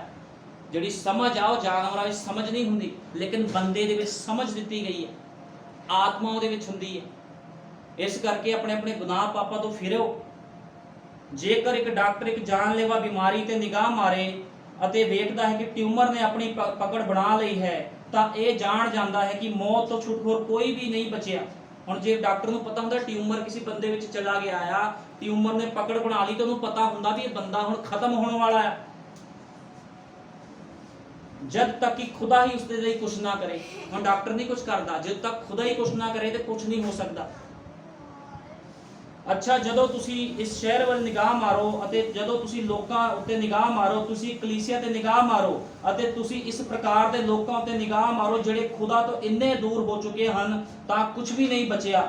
ਉਹਨਾਂ ਦੀ ਜਾਂਚ ਕਰਨ ਤੇ ਕੁਝ ਹੋਰ ਹੀ ਦਿਸਿਆ, ਕੁਝ ਹੋਰ ਨਹੀਂ ਦਿਸਿਆ, ਸਿਰਫ ਪਾਪ, ਅਤੇ ਪਾਪ ਦੀ ਮਜ਼ਦੂਰੀ ਮੌਤ ਹੈ, ਇਹ ਮਰਨਾ ਹੈ। ਜਾਂਚ ਇਸ ਨੂੰ ਸਾਬਤ ਕਰਦੀ ਹੈ ਕਿ ਇਹ ਕੀ ਹੈ। ਤੁਸੀਂ ਵੇਖੋ, ਜਦੋਂ ਲੋਕ ਖੁਦਾ ਤੋਂ ਦੂਰ ਜਾਂਦੇ ਹਨ ਅਤੇ ਵਚਨ ਦੀ ਨਹੀਂ ਸੁਣਦੇ, ਉਹਨਾਂ ਦੇ ਅੰਦਰ ਵਚਨ ਦੀ ਕੋਈ ਤਾਂਗ ਨਹੀਂ ਰਹਿੰਦੀ। ਭਾਈ ਬ੍ਰੈਨਮ ਕਹਿੰਦੇ ਆ, ਜਦੋਂ ਲੋਕਾਂ ਦੇ ਅੰਦਰ ਵਚਨ ਦੀ ਤਾਂਗ ਨਹੀਂ ਹੁੰਦੀ, ਉਹ ਕਹਿੰਦੇ ਅਸੀਂ ਅੱਕ ਗਏ ਆ ਨਬੀ ਦਾ ਸੰਦੇਸ਼ ਸੁਣ ਸੁਣ ਕੇ, ਰੈਪਚਰ ਹੋਣਾ ਰੈਪਚਰ ਹੋਣਾ, ਕਹਿੰਦੇ ਅਸੀਂ ਦੁਨੀਆਦਾਰੀ ਪਹਿਲਾਂ ਦੇਖ ਲਈਏ, ਰੈਪਚਰ ਅਸੀਂ ਬਾਅਦ ਚ ਦੇਖਾਂਗੇ, ਇਦਾਂ ਲੋਕ ਬੋਲਦੇ ਆ। ਕਹਿੰਦਾ ਅੰਦਰ ਵਚਨ ਦੇ ਪ੍ਰਤੀ ਕੋਈ ਤਾਂਗ ਨਹੀਂ ਹੁੰਦੀ। ਫਿਰ ਇਸ ਦਾ ਇੱਕੋ ਹੀ ਨਿਦਾਨ ਹੈ, ਜਿਸ ਦਾ ਪ੍ਰਾਣ ਪਾਪ ਕਰੇ ਉਹ ਪ੍ਰਾਣ ਮਾਰਿਆ ਜਾਵੇ। ਉਹ ਕਹਿੰਦਾ ਫਿਰ ਇਹਦਾ ਇੱਕੋ ਹੀ ਕੰਮ ਆ, ਜੇ ਕੋਈ ਨਹੀਂ ਸੁਣਦਾ ਤੇ ਉਹ ਫਿਰ ਮਾਰਿਆ ਜਾਵੇ, ਕਿਉਂਕਿ ਪਾਪ ਦੀ ਮਜ਼ਦੂਰੀ ਕੀ ਆ? ਮੌਤ ਆ। ਉਹ ਜਾਣਦਾ ਸੀ ਕਿ ਬਿਮਾਰੀ ਕਿਹੜੀ ਹੈ ਅਤੇ ਨਤੀਜਾ ਕੀ ਹੈ। ਜਦੋਂ ਉਸਨੇ ਉਸ ਸ਼ਹਿਰ ਵਿੱਚ ਪਾਪ ਦੀ ਬਿਮਾਰੀ ਨੂੰ ਵੇਖਿਆ, ਹੁਣ ਕੀ ਸੀਗਾ ਜਦੋਂ ਨਬੀ ਨੇ ਦੇਖਿਆ ਪਾਪ ਦੀ ਬਿਮਾਰੀ ਨੂੰ? ਜਦੋਂ ਅਮੋਸ਼ ਨਬੀ ਜਦੋਂ 3 ਅਧਿਆਏ 'ਚ ਅਸੀਂ ਪੜ੍ਹਦੇ ਹਾਂ, ਉਹ ਸ਼ਹਿਰ ਵਿੱਚ ਗਿਆ, ਉਹਨੇ ਲੋਕਾਂ ਨੂੰ ਦੇਖਿਆ ਵੀ ਇਹ ਤਾਂ ਪਾਪ ਦੀ ਬਿਮਾਰੀ 'ਚ ਫਸੇ। ਕਿ ਅੱਜ ਲੋਕ ਪਾਪ ਦੀ ਬਿਮਾਰੀ 'ਚ ਨਹੀਂ ਫਸੇ ਹੋਏ, ਲੋਕੀ ਬੇਪ੍ਰਤੀਤੀ ਦੀ ਬਿਮਾਰੀ 'ਚ ਫਸੇ, ਲੋਕੀ ਪ੍ਰਤੀਤ ਹੀ ਨਹੀਂ ਕਰਦੇ। ਖੋਲ ਕੇ ਦੱਸਿਆ ਜਾ ਰਿਹਾ ਕਿ ਸਮਾਂ ਨਹੀਂ ਹੈਗਾ, ਸਮਾਂ ਨਹੀਂ ਹੈਗਾ, ਤੋਬਾ ਕਰੋ, ਤੋਬਾ ਕਰੋ। ਲੋਕੀ ਸੋਚਦੇ ਕੋਈ ਗੱਲ ਨਹੀਂ, ਅਸੀਂ ਦੁਨੀਆਦਾਰੀ ਦੇ ਨਾਲ ਹੀ ਹਾਂ। ਲੋਕੀ ਅੱਜ ਇਹ ਕਹਿੰਦੇ ਨੇ ਦੁਨੀਆਦਾਰੀ ਦੇ ਤੁਸੀਂ ਨਾਲ ਨਹੀਂ ਚੱਲ ਸਕਦੇ, ਤੁਹਾਨੂੰ ਵੱਖ ਕੀਤਾ ਗਿਆ ਆ। ਉਹਨੇ ਅਜਿਹਾ ਪਿਆਰ ਕੀਤਾ ਜਗਤ ਦੇ ਨਾਲ, ਇੱਕ ਇਕਲੌਤਾ ਪੁੱਤਰ ਦੇ ਦਿੱਤਾ। ਕਿਹਦੇ ਲਈ? ਪਰਸਨਲ ਲੋਕਾਂ ਦੇ ਲਈ। ਜੇ ਤੁਹਾਡੇ ਲਈ ਆਪਣੀ ਜਾਨ ਦਿੱਤੀ ਉਹਨੇ, ਤਾਂ ਤੁਸੀਂ ਲੋਕਾਂ ਵਰਗੇ ਕੰਮ ਨਾ ਕਰੋ, ਲੋਕਾਂ ਤੋਂ ਬਾਹਰ ਆਓ, ਸੁਧਾਰ ਕਰੋ। ਜਿਸ ਘਰ 'ਚ ਤੁਸੀਂ ਰਹਿੰਦੇ ਆ, ਆਪਣੇ ਬੱਚਿਆਂ ਦਾ ਸੁਧਾਰ ਕਰੋ, ਡਾਂਟੋ। ਤੁਹਾਡੇ ਘਰ 'ਚ ਜਿੰਨੇ ਮੈਂਬਰ ਇੱਕ ਦੂਸਰੇ ਨੂੰ ਤੁਸੀਂ ਡਾਂਟੋ, ਉਹਨੂੰ ਦੱਸੋ ਵੀ ਵਚਨ ਆ ਕਹਿੰਦਾ ਆ। ਰੋ ਰੋ ਕੇ ਪ੍ਰਾਰਥਨਾ ਕਰੋ। ਜੇ ਰਾਤ ਨੂੰ ਸਾਡੇ ਕਿਸੇ ਬੱਚੇ ਦੇ ਤਕਲੀਫ ਹੁੰਦੀ, ਉਹਨੂੰ ਦੁੱਖ ਹੁੰਦਾ, ਅਸੀਂ ਭੱਜਦੇ ਆ, ਇਹਨੂੰ ਵੱਡੇ ਹਸਪਤਾਲ 'ਚ ਲੈ ਜਾਓ, ਇਹਨੂੰ ਕੁਝ ਹੋ ਨਾ ਜਾਵੇ। ਤੇ ਨਰਕ ਦੀ ਅੱਗ ਤੋਂ ਕਿਸ ਤਰ੍ਹਾਂ ਬਚਾਓਗੇ? ਤੁਸੀਂ ਇਹ ਸੋਚਿਆ ਕਦੇ? ਨਰਕ ਦੀ ਅੱਗ ਤੋਂ ਵੀ ਬਚਾ ਲਓਗੇ। ਸਰੀਰਕ ਚੀਜ਼ਾਂ ਤੁਸੀਂ ਬਚਾ ਰਹੇ ਹੋ ਵੀ ਇਹਨੂੰ ਆ ਨਾ ਹੋ ਜੇ, ਇਹਨੂੰ ਆ ਨਾ ਹੋ ਜੇ, ਨਰਕ ਦੀ ਅੱਗ ਤੋਂ ਕਿਉਂ ਨਹੀਂ ਬਚਾਉਂਦੇ ਜਿਹੜੀ ਕਦੇ ਵੀ ਬੁਝਣੀ ਨਹੀਂ ਹੈ? ਸਰੀਰ ਦੀ ਬਿਮਾਰੀ ਤਾਂ ਕੁਝ ਸਮੇਂ ਦੀ ਆ, ਲੇਕਿਨ ਨਰਕ ਦੀ ਅੱਗ ਤਾਂ ਹਮੇਸ਼ਾ ਵਾਸਤੇ ਹੀ ਆ। ਉਹਦੇ ਤਾਂ ਹਮੇਸ਼ਾ ਹੀ ਚੀਕਾਂ ਮਾਰਨੀਆਂ ਲੋਕਾਂ ਨੇ। ਫਿਰ ਕੌਣ ਬਚਾਊਗਾ? ਨਾ ਕਿਸੇ ਪਾਪੇ ਨੇ ਬਚਾਉਣ ਆਣਾ, ਨਾ ਕਿਸੇ ਮੰਮੀ ਨੇ ਬਚਾਉਣ ਆਣਾ। ਜਿਹੜਾ ਉੱਥੇ ਚਲਾ ਗਿਆ ਉਹਨੂੰ ਕੋਈ ਵੀ ਬਾਹਰ ਨਹੀਂ ਕੱਢ ਸਕਦਾ, ਉਹਨੂੰ ਯੀਸ਼ੂ ਮਸੀਹ ਵੀ ਬਾਹਰ ਨਹੀਂ ਕੱਢ ਸਕਦਾ। ਤੁਹਾਨੂੰ ਪਤਾ, ਯੀਸ਼ੂ ਮਸੀਹ ਚਾਹ ਕੇ ਵੀ ਉਸ ਬੰਦੇ ਨੂੰ ਨਰਕ ਚੋਂ ਨਹੀਂ ਬਾਹਰ ਕੱਢ ਸਕਦਾ, ਕਿਉਂਕਿ ਯੀਸ਼ੂ ਮਸੀਹ ਆਪਣੇ ਵਚਨ ਦਾ ਪੱਕਾ ਹੈ। ਉਹਨੇ ਜਿਨ੍ਹਾਂ ਨੂੰ ਜੀਵਨ ਠਹਿਰਾ ਦਿੱਤਾ ਉਹਨਾਂ ਨੂੰ ਜੀਵਨ ਮਿਲਣਾ, ਜਿਨ੍ਹਾਂ ਦੀ ਮੌਤ ਠਹਿਰਾਈ ਆ ਉਹਨਾਂ ਨੂੰ ਮੌਤ ਮਿਲਣੀ। ਇਸ ਕਰਕੇ ਉਹਨੇ ਕਿਹਾ ਆ, ਕਹਿੰਦਾ ਇਸ ਧਰਤੀ ਤੇ ਮੌਕਾ ਆ ਤੁਹਾਡੇ ਕੋਲ, ਜਿੰਨੇ ਲੋਕ ਨੇ ਉਹਨਾਂ ਦੇ ਕੋਲ ਮੌਕਾ ਹੈ, ਲੇਕਿਨ ਪ੍ਰਭੂ ਨੂੰ ਪਤਾ ਹੈ ਕਿਹੜੇ ਬੰਦੇ ਨੇ ਬਚਣਾ, ਕਿਹੜੇ ਨੇ ਨਹੀਂ ਬਚਣਾ। ਫਿਰ ਵੀ ਉਹਨੇ ਮੌਕਾ ਦਿੱਤਾ। ਤੁਹਾਨੂੰ ਪਤਾ ਨੂਹ ਦੇ ਸਮੇਂ ਕੀ ਹੋਇਆ ਸੀ? ਨੂਹ ਦੇ ਸਮੇਂ ਉਹਨੂੰ ਪਤਾ ਸੀਗਾ ਵੀ ਕਿਸੇ ਨੇ ਨਹੀਂ ਆਣਾ ਕਿਸ਼ਤੀ 'ਚ। ਜਿਹੜਾ ਐਡਾ ਵੱਡਾ ਖੁਦਾ, ਉਹਨੂੰ ਇਹ ਨਹੀਂ ਪਤਾ ਹੋਣਾ ਵੀ ਕਿੰਨੇ ਬੰਦੇ ਨੇ, ਉਹਨੂੰ ਪਤਾ ਸੀ ਕਿਸੇ ਨੇ ਨਹੀਂ ਆਣਾ, ਤਾਂ ਵੀ ਉਹਨੇ ਕੀ ਕੀਤਾ? ਮੌਕਾ ਦਿੱਤਾ। ਨੂਹ ਤੋਂ 120 ਸਾਲ ਪ੍ਰਚਾਰ ਕੀਤਾ। ਨੂਹ ਉਸ ਸਮੇਂ ਦਾ ਸੰਦੇਸ਼ਵਾਹਕ ਸੀਗਾ, ਉਹ ਤੋਂ ਪ੍ਰਚਾਰ ਕਰਾਇਆ ਕਿਸ਼ਤੀ 'ਚ ਆਉਣ ਦੇ ਲਈ, ਤੋਬਾ ਕਰੋ ਤੇ ਕਿਸ਼ਤੀ 'ਚ ਆਓ। ਤੇ ਲੋਕਾਂ ਨੇ ਕੀ ਕੀਤਾ? ਭਾਈ ਬ੍ਰੈਨਮ ਕਹਿੰਦੇ ਲੋਕਾਂ ਨੇ ਉਹਦਾ ਠੱਠਾ ਉਡਾਇਆ, ਉਹਦਾ ਮਜ਼ਾਕ ਉਡਾਇਆ, ਨੂਹ ਦਾ ਮਜ਼ਾਕ ਉਡਾਇਆ ਗਿਆ। ਕੋਈ ਵੀ ਬੰਦਾ ਕਿਸ਼ਤੀ ਵਿੱਚ ਨਹੀਂ ਆਇਆ, ਕਿਉਂਕਿ ਪ੍ਰਭੂ ਨੂੰ ਪਹਿਲਾਂ ਹੀ ਪਤਾ ਸੀ ਕਿਸਨੇ ਆਣਾ ਹੀ ਨਹੀਂ ਹੈ। ਅੱਜ ਵੀ ਪ੍ਰਭੂ ਨੂੰ ਪਤਾ ਆ ਵੀ ਕਿਹੜੇ ਬੰਦੇ ਚੁਣੇ ਹੋਏ ਆ, ਕਿਹੜੇ ਨਹੀਂ ਚੁਣੇ, ਕਿਹਨਾਂ ਨੇ ਰੈਪਚਰ 'ਚ ਜਾਣਾ, ਪ੍ਰਭੂ ਨੂੰ ਸਭ ਪਤਾ। ਲੇਕਿਨ ਪ੍ਰਭੂ ਨੇ ਇੱਕ ਮੌਕਾ ਦਿੱਤਾ, ਜੇ ਕੋਈ ਬਚਣਾ ਚਾਹੇ ਤੇ ਬਚ ਜਾਵੇ, ਤਾਂ ਕਿ ਕੋਈ ਪ੍ਰਭੂ ਅੱਗੇ ਇਹ ਨਾ ਕਹਿ ਸਕੇ ਪ੍ਰਭੂ ਜੀ ਮੈਨੂੰ ਤਾਂ ਪਤਾ ਹੀ ਨਹੀਂ ਸੀ ਸੰਦੇਸ਼ ਬਾਰੇ, ਮੈਨੂੰ ਤਾਂ ਤੇਰੇ ਦੂਤ ਨੇ ਆ ਕੇ ਦੱਸਿਆ ਹੀ ਨਹੀਂ। ਇਸ ਕਰਕੇ ਬਾਈਬਲ ਬਿਆਨ ਕਰਦੇ ਤੁਹਾਡਾ ਸੇਵਕ ਹੀ ਤੁਹਾਡਾ ਦੂਤ ਆ। ਕੋਈ ਭੁਲੇਖੇ ਵਿੱਚ ਨਾ ਰਹੇ। ਖੁਦਾ ਦੇ ਤੁਹਾਨੂੰ ਪਤਾ, ਜਦੋਂ ਕਿਸੇ ਬੰਦੇ ਨੇ ਬਾਹਰ ਦੀ ਕੰਟਰੀ ਵਿੱਚ ਜਾਣਾ ਹੁੰਦਾ ਤੇ ਉੱਥੇ ਦਾ ਰਾਜਦੂਤ ਵੀਜ਼ਾ ਭੇਜਦਾ, ਉਹ ਚੈੱਕ ਕਰਦਾ ਰਿਕਾਰਡ, ਹਾਂ ਇਸ ਬੰਦੇ ਦਾ ਰਿਕਾਰਡ ਠੀਕ ਆ। ਔਰ ਰਾਜਦੂਤ ਕੀ ਕਰਦਾ? ਫਿਰ ਸਟੈਂਪ ਮਾਰਦਾ, ਕਹਿੰਦਾ ਆ ਜਾ ਮੇਰੀ ਕੰਟਰੀ ਦੇ ਵਿੱਚ। ਰਾਜਦੂਤ ਹੁੰਦਾ ਇੱਕ ਜਿਹੜਾ ਵੀਜ਼ੇ ਨੂੰ ਭੇਜਦਾ। ਇਸੇ ਤਰ੍ਹਾਂ ਖੁਦਾ ਦਾ ਜਿਹੜਾ ਦੂਤ ਹੁੰਦਾ, ਜਿਹੜਾ ਉਹਦਾ ਸੰਦੇਸ਼ਵਾਹਕ ਹੁੰਦਾ, ਉਹਦਾ ਰਾਜਦੂਤ ਆ, ਉਹਦੇ ਦੁਆਰਾ ਤੁਹਾਡੇ ਕੋਲ ਕੀ ਆਏ? ਵੀਜ਼ੇ ਆਏ, ਸੰਦੇਸ਼ ਆਇਆ ਤੁਹਾਡੇ ਕੋਲ, ਠੀਕ ਹੈ ਨਾ। ਹੁਣ ਉਹਦੇ ਉੱਪਰ ਮੋਹਰ ਕੌਣ ਲਗਾਊਗਾ? ਤੁਹਾਡਾ ਸੇਵਕ। ਜਦੋਂ ਤੁਸੀਂ ਆਪਣੇ ਸੇਵਕ ਦੇ ਚਰਚ ਵਿੱਚ ਜਾਓਗੇ, ਉਸ ਥਾਂ 'ਚ ਜਾਓਗੇ, ਉਹ ਖੁਦਾ ਅੱਗੇ ਬੇਨਤੀ ਕਰੂ, ਪ੍ਰਭੂ ਜਿਸ ਭੈਣ ਨੇ ਆਪਣਾ ਜੀਵਨ ਸਮਰਪਿਤ ਕੀਤਾ, ਇਹ ਵੀ ਸਾਡੇ ਨਾਲ ਰੈਪਚਰ 'ਚ ਹੋਵੇ। ਤੁਹਾਨੂੰ ਪਤਾ ਸੇਵਕ ਇੱਕ ਇਹੋ ਜਿਹਾ ਪਰਸਨ ਹੁੰਦਾ ਜਿਹੜਾ ਦਿਨ ਰਾਤ ਤੁਹਾਡੇ ਵਾਸਤੇ ਪ੍ਰਾਰਥਨਾ ਕਰਦਾ। ਤੁਹਾਡਾ ਰਿਸ਼ਤੇਦਾਰ, ਕੋਈ ਵੀ ਬੰਦਾ ਤੁਹਾਡੇ ਵਾਸਤੇ ਪ੍ਰਾਰਥਨਾ ਨਹੀਂ ਕਰਦਾ, ਉਹ ਤੁਹਾਡੀ ਪੈਸੇ ਨਾਲ ਮਦਦ ਕਰ ਸਕਦਾ, ਲੇਕਿਨ ਤੁਹਾਡਾ ਜਿਹੜਾ ਇੱਕ ਸੇਵਕ ਹੁੰਦਾ, ਜਿਹਨੂੰ ਇੱਕ ਸੇਵਕ ਕਿਹਾ ਜਾਂਦਾ, ਇੱਕ ਪਾਸਟਰ ਕਿਹਾ ਜਾਂਦਾ, ਉਹ ਦਿਨ ਰਾਤ ਆਪਣੀ ਕਲੀਸਿਆ ਵਾਸਤੇ ਪ੍ਰਾਰਥਨਾ ਕਰਦਾ।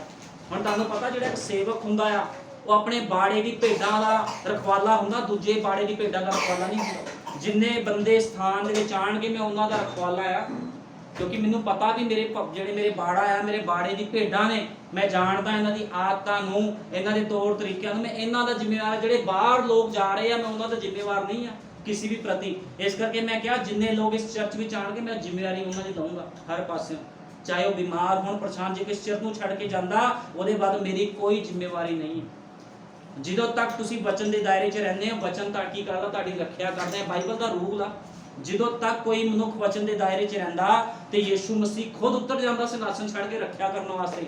ਲੇਕਿਨ ਜਦੋਂ ਕੋਈ ਵਚਨ ਦੇ ਦਾਇਰੇ ਤੋਂ ਬਾਹਰ ਜਾਂਦਾ, ਤੇ ਪ੍ਰਭੂ ਕੀ ਕਰਦਾ, ਪਿੱਛੇ ਹਟ ਜਾਂਦਾ। ਤੁਹਾਨੂੰ ਪਤਾ ਸ਼ਰਦਕ ਮਿਸ਼ਨ ਕਪਤਾਨ ਕੋ ਜਦੋਂ ਅੱਗ ਦੀ ਭੱਠੀ 'ਚ ਗਏ, ਤੇ ਯੀਸ਼ੂ ਮਸੀਹ ਸਿੰਘਾਸਨ ਛੱਡ ਕੇ ਥੱਲੇ ਆ ਗਿਆ।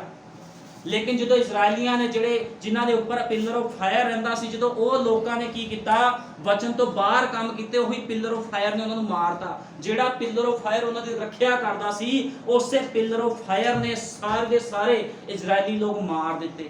ਬੜੀ ਸੋਚਣ 'ਚ ਅਜੀਬ ਗੱਲ ਲੱਗਦੀ, ਜਿਨ੍ਹਾਂ ਦੀ ਪ੍ਰਭੂ ਰੱਖਿਆ ਕਰ ਰਿਹਾ, ਉਹਨਾਂ ਨੂੰ ਮਾਰਤਾ। ਲੇਕਿਨ ਕਿਉਂ ਮਾਰਿਆ? ਕਿਉਂਕਿ ਉਹ ਲੋਕਾਂ ਨੇ ਪਾਪ ਕੀਤਾ, ਉਹ ਆਤਮਿਕ ਭੁੱਲ ਦੇ ਵਿੱਚ ਚਲੇ ਗਏ। ਇਸ ਕਰਕੇ ਤੁਸੀਂ ਹਮੇਸ਼ਾ ਵਚਨ ਦੇ ਦਾਇਰੇ ਵਿੱਚ ਰਹੋ। ਇਹ ਨਾ ਸੋਚੋ ਕਿ ਇੱਥੇ ਕੋਈ ਡਰਾਮਾ ਚੱਲ ਰਿਹਾ ਜਾਂ ਇੱਥੇ ਕੋਈ ਸਪੀਚ ਦਿੱਤੀ ਜਾਂਦੀ ਹੈ। ਇੱਥੇ ਪਵਿੱਤਰ ਆਤਮਾ ਬੋਲਦਾ ਹੈ। ਜੇ ਤੁਸੀਂ ਆਪਣਾ ਸੁਧਾਰ ਕਰਦੇ ਹੋ, ਆਪਣੇ ਘਰਾਂ ਦਾ ਸੁਧਾਰ ਕਰਦੇ ਹੋ, ਤੇ ਮੈਨੂੰ ਇਹਦੇ ਵਿੱਚ ਕੀ ਲਾਭ ਆ ਦੱਸੋ? ਮੈਨੂੰ ਕਿਹੜਾ ਪੈਸੇ ਮਿਲ ਜਾਣੇ ਆ ਕਿ ਮੈਂ ਜਿੰਨਾ ਬੋਲੂ ਉਹਨੇ ਪੈਸੇ, ਮੈਨੂੰ ਉਹਨੇ ਡਾਲਰ ਮੇਰੇ ਹਿੱਸੇ ਵਿੱਚ ਆ ਜਾਣੇ, ਉਹਨੇ ਰੁਪਈਏ ਮੇਰੇ ਹਿੱਸੇ 'ਚ ਆ ਜਾਣੇ? ਨਹੀਂ, ਇਹ ਖੁਦਾ ਨੇ ਮੈਨੂੰ ਸੇਵਕਾਈ ਬਖਸ਼ੀ ਹੈ ਵੀ ਲੋਕਾਂ ਦੇ ਪ੍ਰਾਣਾਂ ਨੂੰ ਬਚਾਵਾਂ। ਇਸ ਕਰਕੇ ਤੁਸੀਂ ਡਰਦੇ ਅਤੇ ਕੰਬਦੇ ਹੋਏ ਉਹਦੀ ਹੈਕਲ ਦੇ ਵਿੱਚ ਆਓ ਤੇ ਸੁਧਾਰ ਕਰੋ। ਅੱਜ ਤੋਂ ਸੁਧਾਰ ਕਰਨਾ ਸ਼ੁਰੂ ਕਰ ਦਿਓ। ਸਮਾਂ ਨਹੀਂ ਆ, ਮੈਂ ਬਾਰ-ਬਾਰ ਇਸ ਗੱਲ ਨੂੰ ਕਹਿ ਰਿਹਾ, ਸਮਾਂ ਨਹੀਂ ਆ। ਆਤਮਿਕ ਭੁੱਲ ਦੇ ਵਿੱਚ ਚਲੇ ਗਏ, ਤੁਹਾਨੂੰ ਕਿਸੇ ਨੇ ਬਾਹਰ ਨਹੀਂ ਕੱਢਣਾ। ਅੱਜ ਯੀਸ਼ੂ ਮਸੀਹ ਦਾ ਆਤਮਾ ਇਸ ਥਾਂ 'ਚ ਮੰਡਰਾ ਰਿਹਾ ਹੈ। ਉਹਦੇ ਨਬੀ ਦੇ ਦੁਆਰਾ ਸੰਦੇਸ਼ ਉਤਰੇ ਆ, 1200 ਤੋਂ ਵੱਧ ਸੰਦੇਸ਼ ਨਬੀ ਦੇ ਬਿਆਨ ਹੋਏ ਆ, ਜਿਨ੍ਹਾਂ ਵਿੱਚ ਉਹਨੇ ਲੋਕਾਂ ਨੂੰ ਦੱਸਿਆ ਕਿ ਤੁਸੀਂ ਬਾਹਰ ਕਿੱਦਾਂ ਆਣਾ, ਕਿੱਦਾਂ ਤੁਸੀਂ ਜੀਵਨ ਬਤੀਤ ਕਰਨਾ। ਲੇਕਿਨ ਲੋਕੀ ਕੀ ਕਰਦੇ, ਸੰਦੇਸ਼ ਪੜ੍ਹ ਕੇ ਗਿਆਨੀ ਬਣੀ ਜਾ ਰਹੇ। ਸੰਦੇਸ਼ 'ਚ ਆਹ ਲਿਖਿਆ, ਸੰਦੇਸ਼ 'ਚ ਉਹ, ਸੰਦੇਸ਼ ਦਾ ਬਹੁਤ ਕੁਝ ਲਿਖਿਆ, ਲੇਕਿਨ ਤੁਹਾਡਾ ਜੀਵਨ ਕਿਉਂ ਨਹੀਂ ਬੋਲਦਾ? ਲੋਕੀ ਦਾਅਵੇ ਕਰਦੇ ਆ ਅੱਗ ਦਾ ਖੰਭਾ ਸਾਡੇ ਉੱਪਰ। ਤੁਹਾਨੂੰ ਪਤਾ ਸ਼ੈਤਾਨ ਦਾ ਖੰਭਾ ਵੀ ਸਿਰ ਦੇ ਉੱਪਰ ਆ ਜਾਂਦਾ, ਸ਼ੈਤਾਨ ਵੀ ਆ ਜਾਂਦਾ ਚਾਨਣ ਦਾ ਰੂਪ ਲੈ ਕੇ। ਲੇਕਿਨ ਕਿੱਦਾਂ ਪਤਾ ਲੱਗਦਾ? ਇੱਕ ਮਨੁੱਖ ਦੇ ਜੀਵਨ ਤੋਂ ਪਤਾ ਲੱਗਦਾ, ਉਸ ਭੈਣ ਭਾਈ ਦੇ ਜੀਵਨ ਤੋਂ ਪਤਾ ਲੱਗਦਾ। ਜਦੋਂ ਜੀਵਨ ਬਤੀਤ ਕਰਦਾ ਵੀ ਇਹਨੂੰ ਕਿਹਨੇ ਦਰਸ਼ਨ ਦਿੱਤਾ ਸੀ, ਜਿਹਦਾ ਸੰਤ ਪੌਲੁਸ ਸੀਗਾ, ਜਦੋਂ ਉਹਨੂੰ ਦਰਸ਼ਨ ਦਿੱਤਾ ਤਾਂ ਉਹਦਾ ਜੀਵਨ ਬਦਲ ਗਿਆ। ਲੋਕਾਂ ਨੇ ਗਵਾਹੀਆਂ ਦਿੱਤੀਆਂ। ਜਿਹੜਾ ਹਨਨਿਆ ਨੂੰ ਭੇਜਿਆ ਸੀ, ਉਹਦੇ ਸਿਰ ਤੇ ਹੱਥ ਰੱਖ ਵੀ ਉਹਦੇ ਅੱਖਾਂ ਦੇ ਛਿਲਕੇ ਉਤਰਨ। ਉਹ ਹਨਨਿਆ ਕਹਿੰਦਾ, ਪ੍ਰਭੂ ਜੀ ਇਹਨੇ ਤਾਂ ਬੜੇ ਲੋਕਾਂ ਨੂੰ ਮਾਰਿਆ। ਉਹ ਕਹਿੰਦਾ, ਤੇਰਾ ਕੰਮ ਨਹੀਂ ਇਸ ਗੱਲਾਂ ਨੂੰ ਦੇਖਣਾ। ਕਹਿੰਦਾ, ਤੂੰ ਚੁੱਪ ਕਰਕੇ ਜਾ, ਜਿਹੜਾ ਤੈਨੂੰ ਕੰਮ ਸੌਂਪਿਆ ਜਾ ਕੇ ਪ੍ਰਾਰਥਨਾ ਕਰ। ਏਦਾਂ ਪ੍ਰਭੂ ਕੰਮ ਕਰਦਾ ਆ। ਤੁਹਾਨੂੰ ਆਪਣੀ ਗਵਾਹੀ ਆਪ ਨਹੀਂ ਦੇਣੀ ਪਵੇਗੀ, ਲੋਕ ਤੁਹਾਡੀ ਗਵਾਹੀ ਦੇਣਗੇ ਵੀ ਇਹ ਭਾਈ ਦਾ ਜੀਵਨ ਬਦਲ ਗਿਆ, ਇਸ ਭੈਣ ਦਾ ਜੀਵਨ ਬਦਲ ਗਿਆ। ਇਸ ਕਰਕੇ ਆਪਣੇ ਆਪਣੇ ਜੀਵਨਾਂ ਨੂੰ ਬਦਲੋ। ਕਦੇ ਵੀ ਉਹ ਕੰਮ ਨਾ ਕਰੋ ਜਿਹੜੇ ਨਬੀ ਦੇ ਸੰਦੇਸ਼ਾਂ ਤੋਂ ਬਾਹਰ ਨੇ, ਕਿਉਂਕਿ ਜੇ ਕੋਈ ਇਹੋ ਜਿਹਾ ਕੰਮ ਕਰਦਾ ਹੈ ਤਾਂ ਬਹੁਤ ਹੀ ਗਲਤ ਆ ਫਿਰ। ਇਸ ਕਰਕੇ ਨਬੀ ਨੇ ਕਿਹਾ, ਇਸੇ ਤਰ੍ਹਾਂ ਹੀ ਖੁਦਾ ਦੇ ਲੋਕ ਇਹਨਾਂ ਅੰਤ ਦੇ ਦਿਨਾਂ ਵਿੱਚ ਭੁੱਲ ਚੁੱਕੇ ਹਨ ਕਿ ਇੱਕ ਮਸੀਹ ਹੋਣ ਦੀ ਗਵਾਹੀ ਦਾ ਕੀ ਮਤਲਬ ਹੁੰਦਾ। ਭਾਈ ਬ੍ਰੈਨਮ ਕਹਿੰਦੇ ਅੰਤ ਦੇ ਦਿਨਾਂ ਵਿੱਚ, ਕਹਿੰਦਾ ਮਸੀਹ ਲੋਕ ਭੁੱਲ ਚੁੱਕੇ ਆ ਕਿ ਮਸੀਹ ਹੋਣ ਦੀ ਗਵਾਹੀ ਦਾ ਕੀ ਮਤਲਬ ਹੁੰਦਾ ਹੈ। ਇਹ ਫਿਰ ਤੋਂ ਹੋ ਗਿਆ ਹੈ। ਇਹ ਭੁਲੱਕਣਪਣ ਲੋਕਾਂ ਉੱਪਰ ਫਿਰ ਤੋਂ ਛਾ ਗਿਆ ਹੈ। ਉਹ ਕਹਿੰਦਾ ਫਿਰ ਛਾ ਗਿਆ ਭੁਲੱਕਣਪਣ ਲੋਕਾਂ ਦੇ ਉੱਪਰ। ਉਹ ਆਪਣੇ ਆਪ ਨੂੰ ਪਛਾਣ ਨਹੀਂ ਸਕਦੇ। ਜੇ ਤੁਹਾਨੂੰ ਆਪਣੀ ਪਛਾਣ ਹੋਊਗੀ, ਤੁਹਾਡੀ ਪਛਾਣ ਪਤਾ ਕਿੱਦਾਂ ਆਣੀ ਆ? ਤੁਹਾਨੂੰ ਆਹ ਸ਼ੀਸ਼ਾ ਦੇ ਵਿੱਚ ਦੇਖੋ ਆਪਣੇ ਆਪ ਨੂੰ, ਪੜੋ ਇਹਨੂੰ ਆਪਣੇ ਆਪ ਨੂੰ। ਆਹ ਸ਼ੀਸ਼ੇ 'ਚ ਮੂੰਹ ਦੇਖਣ ਨਾਲ ਕੁਛ ਨਹੀਂ ਹੋਣਾ ਵੀ ਮੈਂ ਬੜੀ ਆਤਮਿਕ ਦੇਖਦੀ, ਮੈਂ ਬੜਾ ਆਤਮਿਕ ਦੇਖਦਾ। ਕਰੀਮ ਪਾਊਡਰ ਲਾਣ ਨਾਲ ਤੁਸੀਂ ਆਤਮਿਕ ਨਹੀਂ ਬਣ ਜਾਣਾ। ਵਧੀਆ ਕੱਪੜੇ ਪਾਉਣ ਨਾਲ ਜਾਂ ਚਰਚ ਵਿੱਚ ਆ ਕੇ ਤੁਸੀਂ ਬੜਾ ਦੁਖੀ ਮੂੰਹ ਬਣਾ ਕੇ ਤੁਸੀਂ ਆਤਮਿਕ ਨਹੀਂ ਬਣ ਜਾਣਾ। ਕਿਉਂਕਿ ਨਬੀ ਨੇ ਗੱਲਾਂ ਨੂੰ ਕਲੀਅਰ ਕੀਤਾ। ਉਹ ਕਹਿੰਦਾ, ਤੁਹਾਡੇ ਕੰਮਾਂ ਦੁਆਰਾ ਪਤਾ ਲੱਗਣਾ ਤੁਸੀਂ ਆਤਮਿਕ ਹੋ ਕਿ ਸਰੀਰਕ ਹੋ। ਇਸ ਕਰਕੇ ਖੁਦਾ ਦਾ ਵਚਨ ਕਹਿੰਦਾ ਆ ਵੀ ਤੁਹਾਡੇ ਕੰਮਾਂ ਦੁਆਰਾ ਪਤਾ ਲੱਗੂਗਾ। ਇਸ ਕਰਕੇ ਆਪਣੇ ਕੰਮਾਂ ਨੂੰ ਸਹੀ ਕਰੋ। ਜੇ ਤੁਹਾਡੇ ਕੰਮ ਸਹੀ ਨਹੀਂ ਆ ਤੇ ਕਦੇ ਵੀ ਤੁਸੀਂ ਖੁਦਾ ਦੇ ਰਾਜ 'ਚ ਦਾਖਲ ਨਹੀਂ ਹੋ ਸਕਦੇ। ਆਓ ਅਸੀਂ ਕੱਢਾਂਗੇ ਯਹੂਨਾ 15 ਦੀ 7।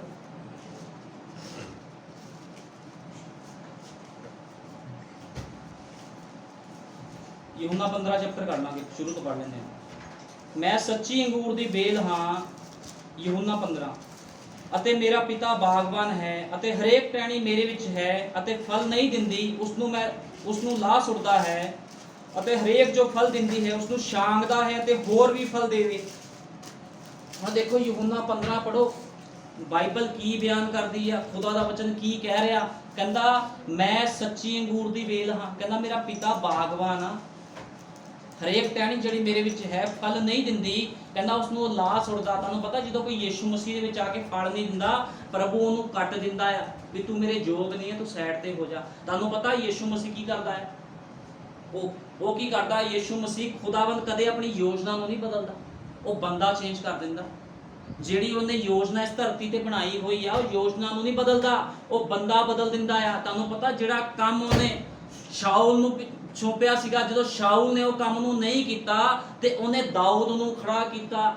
ਯੋਜਨਾ ਥੋੜੀ ਬਦਲੀ ਉਹਨੇ, ਆਪਣੀ ਯੋਜਨਾ ਨਹੀਂ ਬਦਲੀ ਉਹਨੇ। ਉਹਦੀ ਯੋਜਨਾ ਉਹੀ ਸੀਗੀ ਵੀ ਫਲਿਸਤੀ ਲੋਕਾਂ ਨੂੰ ਮਾਰਿਆ ਜਾਵੇ, ਉਹਨਾਂ ਲੋਕਾਂ ਨੂੰ ਮਾਰਿਆ ਜਾਵੇ, ਦੁਸ਼ਮਣ ਲੋਕਾਂ ਨੂੰ, ਠੀਕ ਹੈ ਨਾ, ਜਿਹੜਾ ਉਹਨੂੰ ਕੰਮ ਸੌਂਪਿਆ ਸੀਗਾ ਆਪਣੇ ਲੋਕਾਂ ਦੀ ਰੱਖਿਆ ਕਰਨ ਦੀ। ਲੇਕਿਨ ਜਦੋਂ ਸ਼ਾਉਲ ਨੇ ਗਲਤੀ ਕੀਤੀ, ਸ਼ਾਉਲ ਰਾਜਾ ਨੇ, ਤੇ ਉਹਨੇ ਦਾਊਦ ਨੂੰ ਮਸਾ ਕਰਕੇ ਖੜਾ ਕਰ ਦਿੱਤਾ। ਯੋਜਨਾ ਨੂੰ ਨਹੀਂ ਬਦਲਿਆ।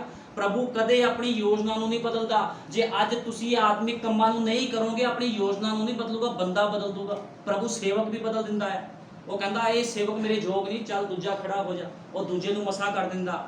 ਇਸੇ ਤਰ੍ਹਾਂ ਪ੍ਰਭੂ ਯੀਸ਼ੂ ਮਸੀਹ ਨੇ ਮੈਨੂੰ ਆਪਣੇ ਆਤਮਿਕ ਕੰਮਾਂ ਦੇ ਲਈ ਖੜਾ ਕੀਤਾ ਤੇ ਹਮੇਸ਼ਾ ਉਹਦੇ ਡਰ ਤੇ ਖੋਫ ਵਿੱਚ ਰਹਿ ਕੇ ਸੇਵਕ ਹੀ ਕਰਨਾ। ਮੈਂ ਉਹੀ ਤੁਹਾਨੂੰ ਗੱਲ ਸਿਖਾਉਣਾ ਜੋ ਵਚਨ ਦੇ ਵਿੱਚ ਆ। ਮੈਂ ਕਦੇ ਵੀ ਵਚਨ ਤੋਂ ਬਾਹਰ ਅੱਜ ਤੱਕ ਤੁਹਾਨੂੰ ਕੋਈ ਗੱਲ ਨਹੀਂ ਸਿਖਾਈ, ਨਾ ਮੈਂ ਕਦੇ ਕਿਸ ਚੀਜ਼ ਦਾ ਲਾਲਚ ਕਰਦਾ। ਮੈਂ ਤਾਂ ਇਹ ਕਹਿਣਾ ਆ ਜੋ ਤੁਸੀਂ ਬੋਲਦੇ ਹੋ ਉਹਨੂੰ ਪੂਰਾ ਕਰੋ। ਤੁਹਾਡੇ ਬੋਲ ਖੜੇ ਰਹਿੰਦੇ ਆ। ਜੇ ਤੁਸੀਂ ਧਰਤੀ ਤੇ ਰਹਿ ਕੇ ਨਹੀਂ ਸੁਧਰ ਰਹੇ, ਮੇਰੀ ਨਜ਼ਰਾਂ 'ਚ ਤੁਸੀਂ ਸਹੀ ਨਹੀਂ ਹੋ, ਤੇ ਖੁਦਾ ਦੀ ਨਜ਼ਰਾਂ 'ਚ ਕਿੱਦਾਂ ਸਹੀ ਹੋ ਸਕਦੇ ਹੋ? ਜਿਹੜਾ ਮਨੁੱਖ, ਜਿਹੜਾ ਭੈਣ ਭਾਈ ਇੱਕ ਸੇਵਕ ਦੀ ਨਜ਼ਰਾਂ 'ਚ ਸਹੀ ਨਹੀਂ ਆ, ਉਹ ਖੁਦਾ ਦੀ ਨਜ਼ਰਾਂ 'ਚ ਸਹੀ ਨਹੀਂ ਹੁੰਦਾ। ਕਿਉਂਕਿ ਖੁਦਾ ਦਾ ਦੂਤ ਸੇਵਕ ਹੁੰਦਾ, ਤੇ ਦੂਤ ਕੀ ਕਰਦਾ? ਖੁਦਾ ਨੂੰ ਜਾ ਕੇ ਗੱਲਾਂ ਦੱਸਦਾ। ਪ੍ਰਭੂ ਜਿਸ ਭੈਣ ਭਾਈ ਦਾ ਜੀਵਨ ਸਹੀ ਨਹੀਂ, ਮੈਂ ਇਹਦੇ ਵਾਸਤੇ ਪ੍ਰਾਰਥਨਾ ਕਰਦਾ ਜੇ ਜੀਵਨ ਨੂੰ ਸੁਧਾਰ। ਹੁਣ ਖੁਦਾ ਨੇ ਕਿੱਦਾਂ ਸੁਧਾਰਨਾ ਉਹ ਖੁਦਾ ਜਾਣੇ। ਸਮਝ ਲੱਗੀ ਨਾ ਤੁਹਾਨੂੰ ਗੱਲ ਨੂੰ? ਇਸ ਤਰ੍ਹਾਂ ਆ ਇਹ ਗੱਲਾਂ। ਤੁਸੀਂ ਮੇਰੇ ਵਿੱਚ ਰਹੋ ਅਤੇ ਮੈਂ ਤੁਹਾਡੇ ਵਿੱਚ। ਜਿਸ ਪ੍ਰਕਾਰ ਟਹਿਣੀ ਜੇ ਉਹ ਅੰਗੂਰ ਦੀ ਵੇਲ ਵਿੱਚ ਨਾ ਰਹੇ ਤਾਂ ਆਪਣੇ ਆਪ ਵਿੱਚ ਫਲ ਨਹੀਂ ਦੇ ਸਕਦੀ, ਇਸੇ ਪ੍ਰਕਾਰ ਤੁਸੀਂ ਵੀ ਜੇ ਮੇਰੇ ਵਿੱਚ ਨਾ ਰਹੋ ਤਾਂ ਫਲ ਨਹੀਂ ਦੇ ਸਕਦੇ। ਹੁਣ ਮੈਂ ਨਹੀਂ ਕਹਿੰਦਾ, ਬਾਈਬਲ ਬਿਆਨ ਕਰਦੀ ਆ, ਜੇ ਤੁਸੀਂ ਵਚਨਾਂ ਦੇ ਅਨੁਸਾਰ ਜੀਵਨ ਨਹੀਂ ਬਤੀਤ ਕਰੋਗੇ, ਤੁਸੀਂ ਕਦੇ ਵੀ ਫਲ ਨਹੀਂ ਦੇ ਸਕਦੇ। ਇਹ ਗੱਲ ਨੋਟ ਕਰੋ। ਘਰਾਂ ਦੇ ਵਿੱਚ ਜਾ ਕੇ यूहन्ना ਦਾ ਚੈਪਟਰ ਪੜ੍ਹ ਲਿਓ ਆਪਣੇ ਆਪਣੇ ਘਰਾਂ 'ਚ, ਵੀ ਬਾਈਬਲ ਕੀ ਬਿਆਨ ਕਰਦੀ ਆ। ਅੰਗੂਰ ਦੀ ਵੇਲ ਮੈਂ ਹਾਂ, ਤੁਸੀਂ ਟਹਿਣੀਆਂ ਹੋ। ਜੋ ਮੇਰੇ ਵਿੱਚ ਰਹਿੰਦਾ ਹੈ ਅਤੇ ਮੈਂ ਉਸ ਵਿੱਚ ਸੋਈ ਬਹੁਤਾ ਫਲ ਦਿੰਦਾ ਹੈ, ਕਿਉਂ ਜੋ ਮੈਥੋਂ ਵੱਖਰੇ ਹੋ ਕੇ ਤੁਸੀਂ ਕੁਝ ਨਹੀਂ ਕਰ ਸਕਦੇ। ਹੁਣ ਕਰਕੇ ਦਿਖਾਵੇ ਕੋਈ ਯੀਸ਼ੂ ਮਸੀਹ ਦੀ ਸਿੱਖਿਆ ਤੋਂ ਵੱਖ ਹੋ ਕੇ। ਜਿੰਨੇ ਲੋਕ ਐਂਡ ਟਾਈਮ ਮੈਸੇਜ ਦੇ ਵਿੱਚ ਉਹ ਸੰਦੇਸ਼ ਛੱਡ ਕੇ ਜਾਣ ਤਾਂ ਸਹੀ ਇੱਕ ਵਾਰੀ, ਫਿਰ ਪਤਾ ਲੱਗੂ ਖੁਦਾ ਕੀ ਕਰਦਾ। ਫਿਰ ਛੱਡਣ ਤਾਂ ਸਹੀ ਸੰਦੇਸ਼, ਗਿਆਨ ਇਕੱਠਾ ਕਰਨਾ ਕੁਝ ਨਹੀਂ ਹੋਣਾ। ਮੈਨੂੰ ਵੀ ਨਬੀ ਦੀ ਲਿਖਤਾ ਪਤਾ, ਜੇ ਸੇਵਕ ਨੂੰ ਪਤਾ, ਮੈਨੂੰ ਵੀ ਪਤਾ ਆ, ਮੈਂ ਆਪੇ ਚੱਲ ਜੂੰਗਾ ਰੈਪਚਰ ਵਿੱਚ। ਇਦਾਂ ਨਹੀਂ ਆ, ਤੁਸੀਂ ਵਚਨ ਤੋਂ ਬਾਹਰ ਹੋ ਕੇ ਕੁਝ ਨਹੀਂ ਕਰ ਸਕਦੇ। ਖੁਦਾ ਨੇ ਨਿਯਮ ਠਹਿਰਾਏ ਆ। ਜੇ ਤੁਹਾਡਾ ਰੈਪਚਰ ਲੋਕਾਂ ਦਾ ਐਵੇਂ ਹੀ ਕਰਨਾ, ਫਿਰ ਉਹਨੇ ਸੇਵਕ ਵਾਲੇ ਠਹਿਰਾਏ ਆ। ਫਿਰ ਤੇ ਘਰੇ ਬਹਿ ਕੇ ਆਰਾਧਨਾ ਕਰ ਲਓ, ਫਿਰ ਚਰਚ ਜਾਣ ਦੀ ਕੋਈ ਲੋੜ ਹੀ ਨਹੀਂ ਹੈ। ਇਸ ਤਰ੍ਹਾਂ ਨਹੀਂ ਆ। ਦੇਖੋ ਬਾਈਬਲ ਕੀ ਬਿਆਨ ਕਰਦੀ ਹੈ, ਅਤੇ ਮੈਂ ਉਸ ਵਿੱਚ ਸੋਈ ਬਹੁਤਾ ਫਲ ਦਿੰਦਾ ਹੈ, ਕਿਉਂ ਜੋ ਮੈਥੋਂ ਵੱਖਰੇ ਹੋ ਕੇ ਤੁਸੀਂ ਕੁਝ ਨਹੀਂ ਕਰ ਸਕਦੇ। ਜੋ ਕੋਈ ਮੇਰੇ ਵਿੱਚ ਨਾ ਰਹੇ ਤਾਂ ਉਹ ਟਹਿਣੀ ਦੀ ਨਿਆਈ ਬਾਹਰ ਸੁੱਟਿਆ ਅਤੇ ਸੁੱਕ ਜਾਂਦਾ ਹੈ, ਔਰ ਲੋਕ ਉਹਨਾਂ ਨੂੰ ਖੱਟਿਆਂ ਕਰਕੇ ਅੱਗ ਵਿੱਚ ਝੋਂਕਦੇ ਅਤੇ ਸਾੜਿਆ ਜਾਂਦਾ ਹੈ। ਜੇ ਤੁਸੀਂ ਮੇਰੇ ਵਿੱਚ ਰਹੋ ਤੇ ਮੇਰੀਆਂ ਗੱਲਾਂ ਤੁਹਾਡੇ ਵਿੱਚ ਰਹਿਣ ਤਾਂ ਜੋ ਮੰਗੋ ਉਹ ਤੁਹਾਨੂੰ ਦਿੱਤਾ ਜਾਵੇਗਾ, ਤੁਹਾਡੇ ਲਈ ਹੋ ਜਾਵੇਗਾ। ਹੁਣ ਕੀ ਲਿਖਿਆ? 15 ਦੀ 7 'ਚ ਲਿਖਿਆ, ਕਹਿੰਦਾ ਜੇ ਤੁਸੀਂ ਮੇਰੇ ਵਿੱਚ ਰਹੋ ਅਤੇ ਮੇਰੀਆਂ ਗੱਲਾਂ ਤੁਹਾਡੇ ਵਿੱਚ ਰਹਿਣ ਤਾਂ ਜੋ ਚਾਹੋ ਮੰਗੋ ਉਹ ਤੁਹਾਡੇ ਲਈ ਹੋ ਜਾਵੇਗਾ। ਹੁਣ ਤੁਹਾਨੂੰ ਪਤਾ ਆ, ਤੁਸੀਂ ਜੋ ਮੰਗੋਗੇ ਤੁਹਾਡੇ ਲਈ ਹੋ ਜਾਵੇਗਾ ਉਹੀ। ਤੁਹਾਨੂੰ ਪਤਾ ਅੱਜ ਬਹੁਤ ਲੋਕ ਭਵਿੱਖਬਾਣੀਆਂ ਕਰਦੇ ਆ, ਕਲੀਸਿਆ ਦੇ ਲੋਕ ਤੁਸੀਂ ਸਾਰੇ ਭਵਿੱਖਬਾਣੀਆਂ ਕਰਦੇ ਹੋ। ਮੈਂ ਇਸ ਗੱਲ ਨੂੰ ਸਾਬਤ ਕਰੂੰਗਾ ਕਿੱਦਾਂ ਭਵਿੱਖਬਾਣੀਆਂ ਤੁਸੀਂ ਸਾਰੇ ਦੇ ਸਾਰੇ ਜਿੰਨੇ ਬੈਠੇ ਹੋ ਸਭ ਭਵਿੱਖਵਕਤਾ ਹੋ, ਸਾਰੇ ਕਿੱਦਾਂ ਹੋ ਤੁਸੀਂ ਲੋਕ ਕਹਿੰਦੇ ਹੋ। ਤੁਸੀਂ ਕੀ ਕਰਦੇ? ਗਲਤ ਭਵਿੱਖਬਾਣੀਆਂ ਕਰ। ਤੁਸੀਂ ਕਹਿੰਦੇ ਮੈਂ ਇਹ ਕੰਮ ਨਹੀਂ ਕਰ ਸਕਦਾ, ਮੈਂ ਖੁਦਾ ਵਿੱਚ ਨਹੀਂ ਚੱਲ ਸਕਦਾ, ਮੇਰੇ ਕੋਲ ਇਹ ਨਹੀਂ ਹੋਗਾ। ਤੁਸੀਂ ਭਵਿੱਖਬਾਣੀ ਕਰਕੇ ਮੋਹਰ ਬੰਦ ਕਰ ਦਿੰਦੇ ਹੋ ਉਸ ਗੱਲ ਨੂੰ। ਤੁਹਾਨੂੰ ਪਤਾ ਇੱਕ ਜਦੋਂ ਖੁਦਾ ਦਾ ਬੰਦਾ ਜਿਹੜਾ ਖੁਦਾ ਨੂੰ ਮੰਨਦਾ, ਉਹ ਜੋ ਬੋਲੇ ਉਹੀ ਹੋ ਜਾਂਦਾ। ਤੁਸੀਂ ਕਹਿੰਦੇ ਨਹੀਂ ਮੇਰਾ ਬੱਚਾ ਕਦੇ ਨਹੀਂ ਸੁਧਰ ਸਕਦਾ, ਤੇ ਉਸੇ ਤਰ੍ਹਾਂ ਹੁੰਦਾ, ਤੁਹਾਡਾ ਬੱਚਾ ਕਦੇ ਨਹੀਂ ਸੁਧਰਦਾ। ਤੁਸੀਂ ਕਹਿੰਦੇ ਮੇਰੀ ਬੇਟੀ ਕਦੇ ਨਹੀਂ ਸੁਧਰ ਸਕਦੀ, ਮੇਰਾ ਪਤੀ ਕਦੇ ਨਹੀਂ ਸੁਧਰ ਸਕਦਾ, ਤੇ ਕੀ ਆ ਤੁਸੀਂ ਗਲਤ ਭਵਿੱਖਬਾਣੀ ਕਰਤੀ। ਅੱਜ ਲੋਕ ਇਸੇ ਤਰ੍ਹਾਂ ਗੱਲ ਦੇ ਗਲਤ ਭਵਿੱਖਬਾਣੀਆਂ ਕਰਦੇ ਆ, ਮੈਂ ਪ੍ਰਭੂ ਜੀ ਚੱਲ ਹੀ ਨਹੀਂ ਸਕਦਾ, ਮੇਰਾ ਬਿਜ਼ਨਸ ਚੱਲ ਹੀ ਨਹੀਂ ਸਕਦਾ, ਉਹ ਉਸੇ ਟਾਈਮ ਬੰਦ ਹੋ ਜਾਂਦਾ ਹੈ, ਉਸੇ ਸਮੇਂ ਬੋਲਣ ਦੇ ਅਨੁਸਾਰ। ਲੇਕਿਨ ਤੁਹਾਨੂੰ ਪਤਾ ਇਹ ਬੋਲਣ ਦੀ ਸੇਵਕਾ ਹੀ ਆ, ਦੁਲਹਨ ਜੋ ਬੋਲੇਗੀ ਉਹੀ ਹੋਵੇਗਾ। ਇਸ ਕਰਕੇ ਆਪਣੀ ਜ਼ਬਾਨਾਂ ਤੇ ਕੰਟਰੋਲ ਰੱਖੋ। ਤੁਹਾਨੂੰ ਬਾਈਬਲ ਚੋਂ ਪਹਿਲਾਂ ਮੈਂ ਪੜਾਇਆ, ਉਹਨੇ ਕਿਉਂ ਕਿਹਾ ਖੁਦਾ ਦੇ ਦੂਤ ਅੱਗੇ ਨਾ ਬੋਲੋ ਜ਼ਿਆਦਾ, ਉਨੀ ਕੁ ਗੱਲ ਬੋਲੋ ਜਿੰਨੀ ਕੁ ਤੁਸੀਂ ਕਰ ਸਕਦੇ। ਲੋਕ ਬਹੁਤ ਗੱਲਾਂ ਕਰਦੇ ਆ, ਇਦਾਂ ਉਦਾਂ ਹੋ ਜਾਓ, ਇਦਾਂ ਕਰ ਦੋ, ਉਦਾਂ ਕਰ ਦੋ, ਬਾਅਦ ਚ ਕੁਝ ਵੀ ਨਹੀਂ ਨਿਕਲਦੇ। ਜਿੱਦਾਂ ਇੱਕ ਪਟਾਕਾ ਚਲਾਇਆ ਜਾਂਦਾ, ਦਿਖਣ ਤੇ ਲੱਗਦਾ ਬੜਾ ਤਗੜਾ ਬਰੂਦ ਆ, ਬਹੁਤ ਵੱਡਾ ਧਮਾਕਾ ਹੋਵੇਗਾ, ਲੇਕਿਨ ਜਦੋਂ ਸ਼ੁਰਲੀ ਨੂੰ ਅੱਗ ਲਾਈ ਜਾਂਦੀ ਤੇ ਫੁੱਸ ਹੋ ਜਾਂਦਾ ਆ। ਉਸੇ ਤਰ੍ਹਾਂ ਚ ਮਸੀਹ ਲੋਕਾਂ ਦੇ ਜੀਵਨ ਆ, ਦਿਖਾਉਂਦੇ ਆ ਵੀ ਅਸੀਂ ਧਮਾਕਾ ਕਰਾਂਗੇ, ਲੇਕਿਨ ਜਦੋਂ ਪਵਿੱਤਰ ਆਤਮਾ ਆਂਦਾ ਆ ਤੇ ਦੇਖਦਾ ਤੇ ਖਾਲੀ ਆ, ਉਹ ਕਹਿੰਦਾ ਨਹੀਂ ਇਹ ਮੇਰੇ ਜੋਗ ਹੀ ਨਹੀਂ ਹੈ। ਤੁਹਾਨੂੰ ਪਤਾ ਪਵਿੱਤਰ ਆਤਮਾ ਕਿੰਨਾ ਲੋਕਾਂ ਦੇ ਅੰਦਰ ਆਇਆ ਸੀ? ਉਹਨਾਂ 120 ਦੀ ਜਮਾਤ ਅੰਦਰ ਆਇਆ ਜਿਹੜੇ ਬਰੂਦ ਦੇ ਨਾਲ ਭਰੇ ਸੀ, ਉਹਦੇ ਵਚਨਾਂ ਦੇ ਨਾਲ ਭਰੇ ਸੀਗੇ, ਉਹ ਲੋਕਾਂ ਦੇ ਅੰਦਰ ਆਇਆ। ਤੁਹਾਨੂੰ ਪਤਾ ਜਦੋਂ ਪਤਰਸ ਸਰੀਰ 'ਚ ਸੀਗਾ, ਉਹਨੇ ਯੀਸ਼ੂ ਮਸੀਹ ਨੂੰ ਮਾਰ ਖਾਂਦੇ ਹੋਏ ਵੇਖਿਆ। ਜਦੋਂ ਯੀਸ਼ੂ ਮਸੀਹ ਨੂੰ ਕੁੱਟਿਆ ਜਾ ਰਿਹਾ ਸੀ, ਡਰ ਗਿਆ। ਉਹ ਕਹਿੰਦਾ ਇੰਨੇ ਕੁੱਟ ਪੈ ਰਹੀ ਹੈ, ਕਹਿੰਦਾ ਮੈਂ ਨਹੀਂ ਕਹਿੰਦਾ ਮੰਨਣਾ। ਉਹ ਕਹਿੰਦੇ ਤੂੰ ਯੀਸ਼ੂ ਮਸੀਹ ਦਾ ਚੇਲਾ ਨਹੀਂ? ਕਹਿੰਦੇ ਨਹੀਂ ਤੁਹਾਨੂੰ ਗਲਤਫਹਿਮੀ ਹੋਈ ਆ, ਮੈਂ ਨਹੀਂ ਮੰਨਦਾ ਯੀਸ਼ੂ ਮਸੀਹ ਨੂੰ, ਨਾ ਮੈਂ ਯੀਸ਼ੂ ਮਸੀਹ ਦਾ ਚੇਲਾ ਆ। ਕਿਉਂ ਡਰ ਗਿਆ ਪਤਰਸ? ਕਿਉਂਕਿ ਯੀਸ਼ੂ ਮਸੀਹ ਨੂੰ ਰੋਮੀ ਲੋਕ ਬੁਰੀ ਤਰ੍ਹਾਂ ਕੁੱਟ ਰਹੇ ਸੀ। ਤੁਸੀਂ ਅੱਜ ਜਾਓ, ਅੱਜ ਥਾਣੇ ਵੀ ਤੁਹਾਡੇ ਰਿਸ਼ਤੇਦਾਰ ਕੋਈ ਫੜਿਆ ਜਾਂਦਾ, ਤੁਹਾਡਾ ਕੋਈ ਨਾਲ ਦਾ ਘਰ ਦਾ ਪਰਿਵਾਰ ਮੈਂਬਰ ਫੜਿਆ, ਤੁਸੀਂ ਕਦੇ ਨਹੀਂ ਜਾਓਗੇ, ਤੁਸੀਂ ਕਹਣਾ ਬੜੀ ਬੁਰੀ ਤਰ੍ਹਾਂ ਕੁੱਟਿਆ, ਮੈਂ ਤੇ ਨਹੀਂ ਜਾਣਾ, ਮੈਂ ਜ਼ਮਾਨਤ ਕਰਾ ਲੂੰ।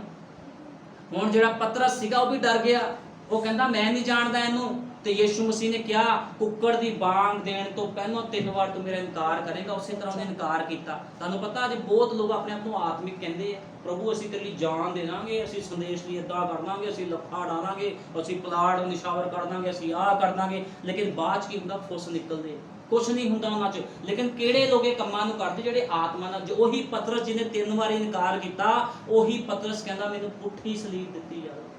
ਕਿਉਂ? ਜਦੋਂ ਪਵਿੱਤਰ ਆਤਮਾ ਉਹਦੇ ਅੰਦਰ ਆਇਆ। ਜਦੋਂ ਪਵਿੱਤਰ ਆਤਮਾ ਜਿੱਦ ਤੱਕ ਤੁਹਾਡੇ ਅੰਦਰ ਨਹੀਂ ਆਂਦਾ, ਤੁਹਾਡਾ ਜੀਵਨ ਨਹੀਂ ਬਦਲੇਗਾ। ਹੁਣ ਮੈਨੂੰ ਇੱਕ ਵਾਰ ਕਿਸੇ ਨੇ ਕਿਹਾ, ਕਹਿੰਦੇ ਪਵਿੱਤਰ ਆਤਮਾ ਜਦੋਂ ਅੰਦਰ ਆਂਦਾ ਕੀ ਕਰਦਾ ਹੈ? ਮੈਂ ਕਿਹਾ ਜਦੋਂ ਪਵਿੱਤਰ ਆਤਮਾ ਅੰਦਰ ਆਂਦਾ ਆ, ਉਹ ਕੀ ਕਰਦਾ? ਉਹ ਜੀਵਨ ਨੂੰ ਬਦਲ ਦਿੰਦਾ ਹੈ।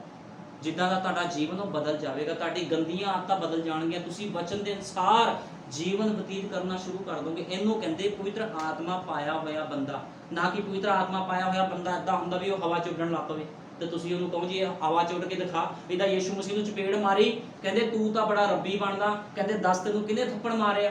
ਕਿ ਯੀਸ਼ੂ ਮਸੀਹ ਦੇ ਨਾਲ ਉਹ ਕੰਮ ਨਹੀਂ ਹੋਇਆ? ਇੱਕ ਵਾਰ ਮੈਨੂੰ ਵੀ ਕਿਸੇ ਭਾਈ ਨੇ ਕਿਹਾ, ਕਹਿੰਦੇ ਤੇਰੇ ਅੰਦਰ ਦਾ ਖੁਦਾ ਦਾ ਆਤਮਾ, ਦੱਸ ਮੈਂ ਤੈਨੂੰ ਗਾਲ ਕੱਢੀ ਕਿ ਨਹੀਂ ਕੱਢੀ? ਮੈਂ ਕਿਹਾ ਇਸ ਤਰ੍ਹਾਂ ਨਹੀਂ ਹੁੰਦਾ। ਮੈਂ ਕਿਹਾ ਆਤਮਾ ਪਾਏ ਹੋਏ ਬੰਦੇ ਦਾ ਮਤਲਬ ਹੁੰਦਾ ਵਚਨ ਦੇ ਅਨੁਸਾਰ ਜੀਵਨ ਬਤੀਤ ਕਰਨ ਵਾਲਾ। ਇਹਦਾ ਤਾਂ ਯੀਸ਼ੂ ਮਸੀਹ ਵੀ ਕਹਿ ਸਕਦਾ ਸੀ ਮੈਨੂੰ ਤੂੰ ਚਪੇੜ ਮਾਰੀ ਹੈ। ਉਹ ਕਹਿੰਦੇ ਸੀ ਯੀਸ਼ੂ ਮਸੀਹ ਨੂੰ ਥੱਲੇ ਉਤਰ, ਸੂਲੀ ਤੋਂ, ਕਰੂਸ ਤੋਂ ਥੱਲੇ ਉਤਰ, ਅਸੀਂ ਤੈਨੂੰ ਮੁਕਤੀਦਾਤਾ ਮੰਨਾਂਗੇ, ਮੁਕਤੀਦਾਤਾ ਗ੍ਰਹਿਣ ਕਰਾਂਗੇ। ਉਹਨੇ ਕੁਛ ਨਹੀਂ ਕਿਹਾ, ਉਹ ਚੁੱਪ ਕਰਕੇ ਖੜਾ ਰਿਹਾ, ਚੁੱਪ ਕਰਕੇ ਸੂਲੀ ਉੱਤੇ ਏਦਾਂ ਟੰਗਿਆ ਰਿਹਾ। ਉਹਨੇ ਕਿਹਾ ਹੇ ਪਿਤਾ ਇਹਨਾਂ ਨੂੰ ਮਾਫ ਕਰ ਕਿਉਂਕਿ ਜਾਣਦੇ ਨਹੀਂ ਕੀ ਕਰਦੇ ਆ। ਇਸ ਕਰਕੇ ਕਦੇ ਵੀ ਗਲਤੀ ਨਾ ਕਰੋ, ਕੁਛ ਵੀ ਨਾ ਬੋਲੋ। ਖੁਦਾ ਦੇ ਘਰ ਦੇ ਵਿੱਚ ਆ ਕੇ ਵੀ ਨਾ ਬੋਲੋ ਮੈਂ ਆਹ ਕੰਮ ਕਰਨਾ, ਠੀਕ ਹੈ ਨਾ? ਜੇ ਕਰਨਾ ਕਰੋ, ਜੇ ਨਹੀਂ ਕਰਨਾ ਤੇ ਚੁੱਪ ਰਹੋ। ਫਿਰ ਤੁਹਾਨੂੰ ਪਤਾ ਤੁਹਾਡੇ ਬੋਲ ਖੜੇ ਹੋ ਜਾਂਦੇ। ਤੁਸੀਂ ਕਿਹਨੂੰ ਧੋਖਾ ਦਿੰਦੇ? ਇੱਕ ਸੇਵਕ ਨੂੰ ਧੋਖਾ ਦਿੰਦੇ।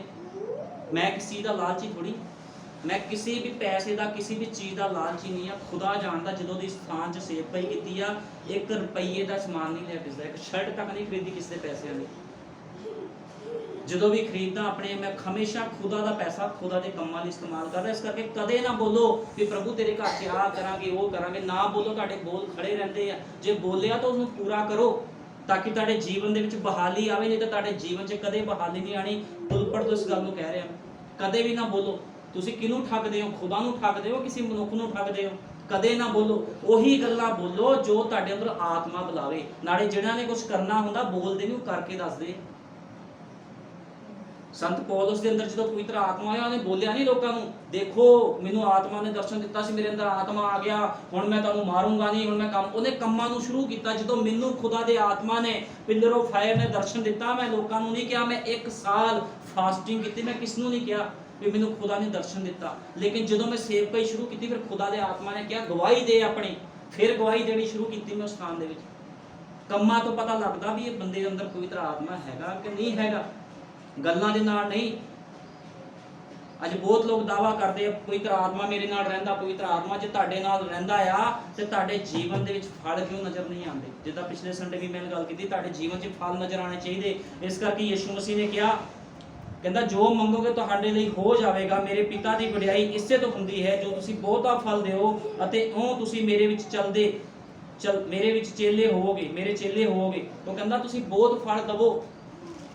ਇਸ ਕਰਕੇ ਤੁਸੀਂ ਯਹੂਨਾ ਦੀ ਇੰਜੀਲ ਜਾ ਕੇ ਆਪਣੇ ਆਪਣੇ ਘਰਾਂ ਦੇ ਵਿੱਚ ਪੜ੍ਹਨੀ ਹੈ।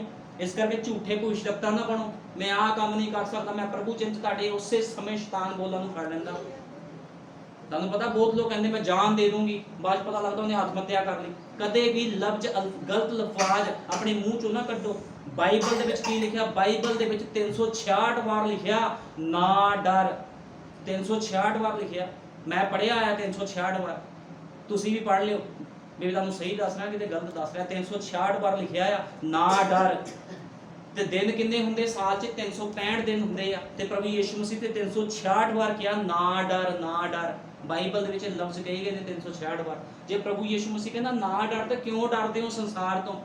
ਕਿਉਂ ਡਰਦੇ ਹੋ ਰੀਤੀ ਰਿਵਾਜਾਂ ਤੋਂ? ਛੱਡ ਦਿਓ ਸਾਰੀ ਚੀਜ਼ਾਂ ਨੂੰ। ਉਹਨਾਂ ਲੋਕਾਂ ਨੂੰ ਕਹੋ ਜੋ ਤੁਹਾਨੂੰ ਵਚਨ ਤੋਂ ਪਿੱਛੇ ਕਰਦੇ, ਉਹਨਾਂ ਨੂੰ ਕਹੋ ਸਾਡੀ ਬਾਈਬਲ ਨੂੰ ਮੰਨੋ, ਮੰਨਣਗੇ ਆ ਕੇ। ਤੇ ਤੁਸੀਂ ਕਿਉਂ ਮੰਨਦੇ ਉਹਨਾਂ ਦੀ ਗੱਲਾਂ ਨੂੰ? ਫਿਰ ਉਹ ਚੀਜ਼ਾਂ ਤੋਂ ਬਾਹਰ ਆਓ, ਕਿਉਂਕਿ ਸਮਾਂ ਖਤਮ ਹੋ ਚੁੱਕਿਆ ਆ। ਆਤਮਿਕ ਭੁੱਲ ਦੇ ਵਿੱਚੋਂ ਬਾਹਰ ਆਓ, ਕਿਉਂਕਿ ਨਬੀ ਦਾ ਇੱਕ ਸੰਦੇਸ਼ ਆ, ਆਤਮਿਕ ਭੁੱਲ। ਉਹ ਕਹਿੰਦਾ ਲੋਕੀ ਗਵਾਚ ਚੁੱਕੇ ਆ। ਕੋਈ ਪੈਸੇ ਵਿੱਚ ਗਵਾਚ ਗਿਆ, ਕੋਈ ਬੱਚਿਆਂ ਵਿੱਚ ਗਵਾਚ ਗਿਆ, ਕੋਈ ਕਿਹੜੀ ਚੀਜ਼ਾਂ 'ਚ ਗਵਾਚ ਗਿਆ। ਲੋਕੀ ਗਵਾਚ ਗਏ ਆ। ਉਹ ਕਹਿੰਦਾ ਬਾਹਰ ਆਓ, ਆਪਣੇ ਆਪ ਦੀ ਪਛਾਣ ਕਰੋ ਵੀ ਤੁਸੀਂ ਕੌਣ ਹੋ। ਪ੍ਰਭੂ ਯਿਸੂ ਮਸੀਹ ਸਾਰਿਆਂ ਨੂੰ ਬਰਕਤ ਦੇ। ਆਓ ਪ੍ਰਾਰਥਨਾ ਕਰਦੇ ਹਾਂ। ਹਾਲੇਲੂਇਆ। ਧੰਨਵਾਦ ਪ੍ਰਭੂ ਯਿਸੂ ਮਸੀਹ। ਸੱਚਮੁੱਚ ਮੇਰੇ ਮਹਾਨ ਪਿਤਾ ਪ੍ਰਭੂ ਜੀ, ਮੈਂ ਤੇਰੇ ਅੱਗੇ ਬੇਨਤੀ, ਤੇਰੇ ਅੱਗੇ ਪ੍ਰਾਰਥਨਾ ਕਰਦਾ, ਤੇਰਾ ਦਾਸ, ਤੇਰਾ ਸੇਵਕ ਹੋਣ ਦੇ ਨਾਤੇ ਪ੍ਰਭੂ ਯਿਸੂ ਮਸੀਹ। ਖੁਦਾਵੰਦਾ ਜਿੰਨੇ ਲੋਕ ਗਵਾਚ ਚੁੱਕੇ ਹਨ, ਖੁਦਾਵੰਦਾ ਜਿੰਨੇ ਲੋਕ ਆਤਮਿਕ ਭੁੱਲ 'ਚ ਜਾ ਚੁੱਕੇ ਹਨ, ਖੁਦਾਵੰਦਾ ਪ੍ਰਭੂ ਯਿਸੂ ਮਸੀਹ, ਉਹ ਪ੍ਰਭੂ ਯਿਸੂ ਮਸੀਹ ਖੁਦਾਵੰਦਾ ਉਸ ਆਤਮਿਕ ਭੁੱਲ 'ਚੋਂ ਪ੍ਰਭੂ ਜੀ ਬਾਹਰ ਆ ਜਾਣ ਖੁਦਾਵੰਦਾ, ਕਿਉਂਕਿ ਸਮਾਂ ਬਹੁਤ ਥੋੜਾ ਹੈ ਮੇਰੇ ਮਹਾਨ ਪਿਤਾ। तेरे वचन के अनुसार समा खत्म हो चुके हैं प्रभु यीशु मसीह। दुल्हन उठाए जाने का समा हो चुका है प्रभु जी। के बाद धरती के उपर कष्ट काल आ जाएगा तो मेरे महान पिता सारी धरती अग दे नाल नाश कर दी जाएगी प्रभु यीशु मसीह। लोग अपने वास्ते मौत मंगणगे लेकिन मौत उन्होंने नहीं मिलेगी खुदावंदा। लेकिन धन वो मनुख हैं खुदावंदा जिन्होंने अपने नाम अपने जीवन तेनू समर्पित कर दिते हैं खुदावंदा। तो प्रभु यीशु मसीह सचमुच खुदावंदा वो तेरे लोग वो मसीह लोग हैं जिन्हों का नाम मसीह है। तो सचमुच वो मसीह लोग प्रभु जी रैप्चर विच जाण दे लई तैयार हैं खुदावंदा। तू जल्दी आ प्रभु यीशु मसीह अपनी दुल्हन नूं लै जा खुदावंदा। जिद तक तू नहीं आंदा प्रभु यीशु मसीह असीं इसे तरह तेरी महिमा ते वडियाई दे विच लगे रहीए खुदावंदा। क्योंकि तू क्या जदों मैं आवां तुहानूं काम करदे होए पावां। ते सचमुच प्रभु यीशु मसीह जदों तू आवें असीं प्रभु जी तेरे कम्मां नूं करदे होईए खुदावंदा। दया कर किरपा कर प्रभु जी हरेक भैण भाई नूं समझ अते बुद्ध दे खुदावंदा ताकि प्रभु यीशु मसीह हरेक दा प्राण बचाया जाए प्रभु यीशु मसीह। क्योंकि प्रभु जी शैतान ने लोकां दे प्रभु जी पर्दा पा दिता है खुदावंदा। जो तेरा अग दा खंभा आंदा है तो उन्हां पर्दियां नूं उतार दिंदा है प्रभु जी। दया कर आ प्रभु यीशु मसीह दे लोकां दे पर्दियां नूं जो अखां उपर पिया होया है प्रभु जी उन्हां नूं ला सुट खुदावंदा। तेरी अग आवे प्रभु जी उन्हां पर्दियां नूं भस्म कर सुटे खुदावंदा ताकि लोग वेखण लग पे। प्रकाश दी पोथी च लिखिया सुरमा मुल लै तां जो तू सुजाखा हो जावे। सच है प्रभु जी वो सुरमा कुछ होर नहीं भाई विलियम मैरिन ब्रैनम दा संदेश है खुदावंदा। जो सुरमा अपनी अखां च पांदा है प्रभु जी वो सुजाखा हो जाता है। एक एक जन ते दया कर किरपा कर जिन्हें बीमार हैं परेशान हैं प्रभु जी सबना ते तेरी बड़ी दया अते किरपा होवे। तेरे जिंदा जलाली सामर्थी नाम दे विच मंगदे हां आमीन हालेलुया।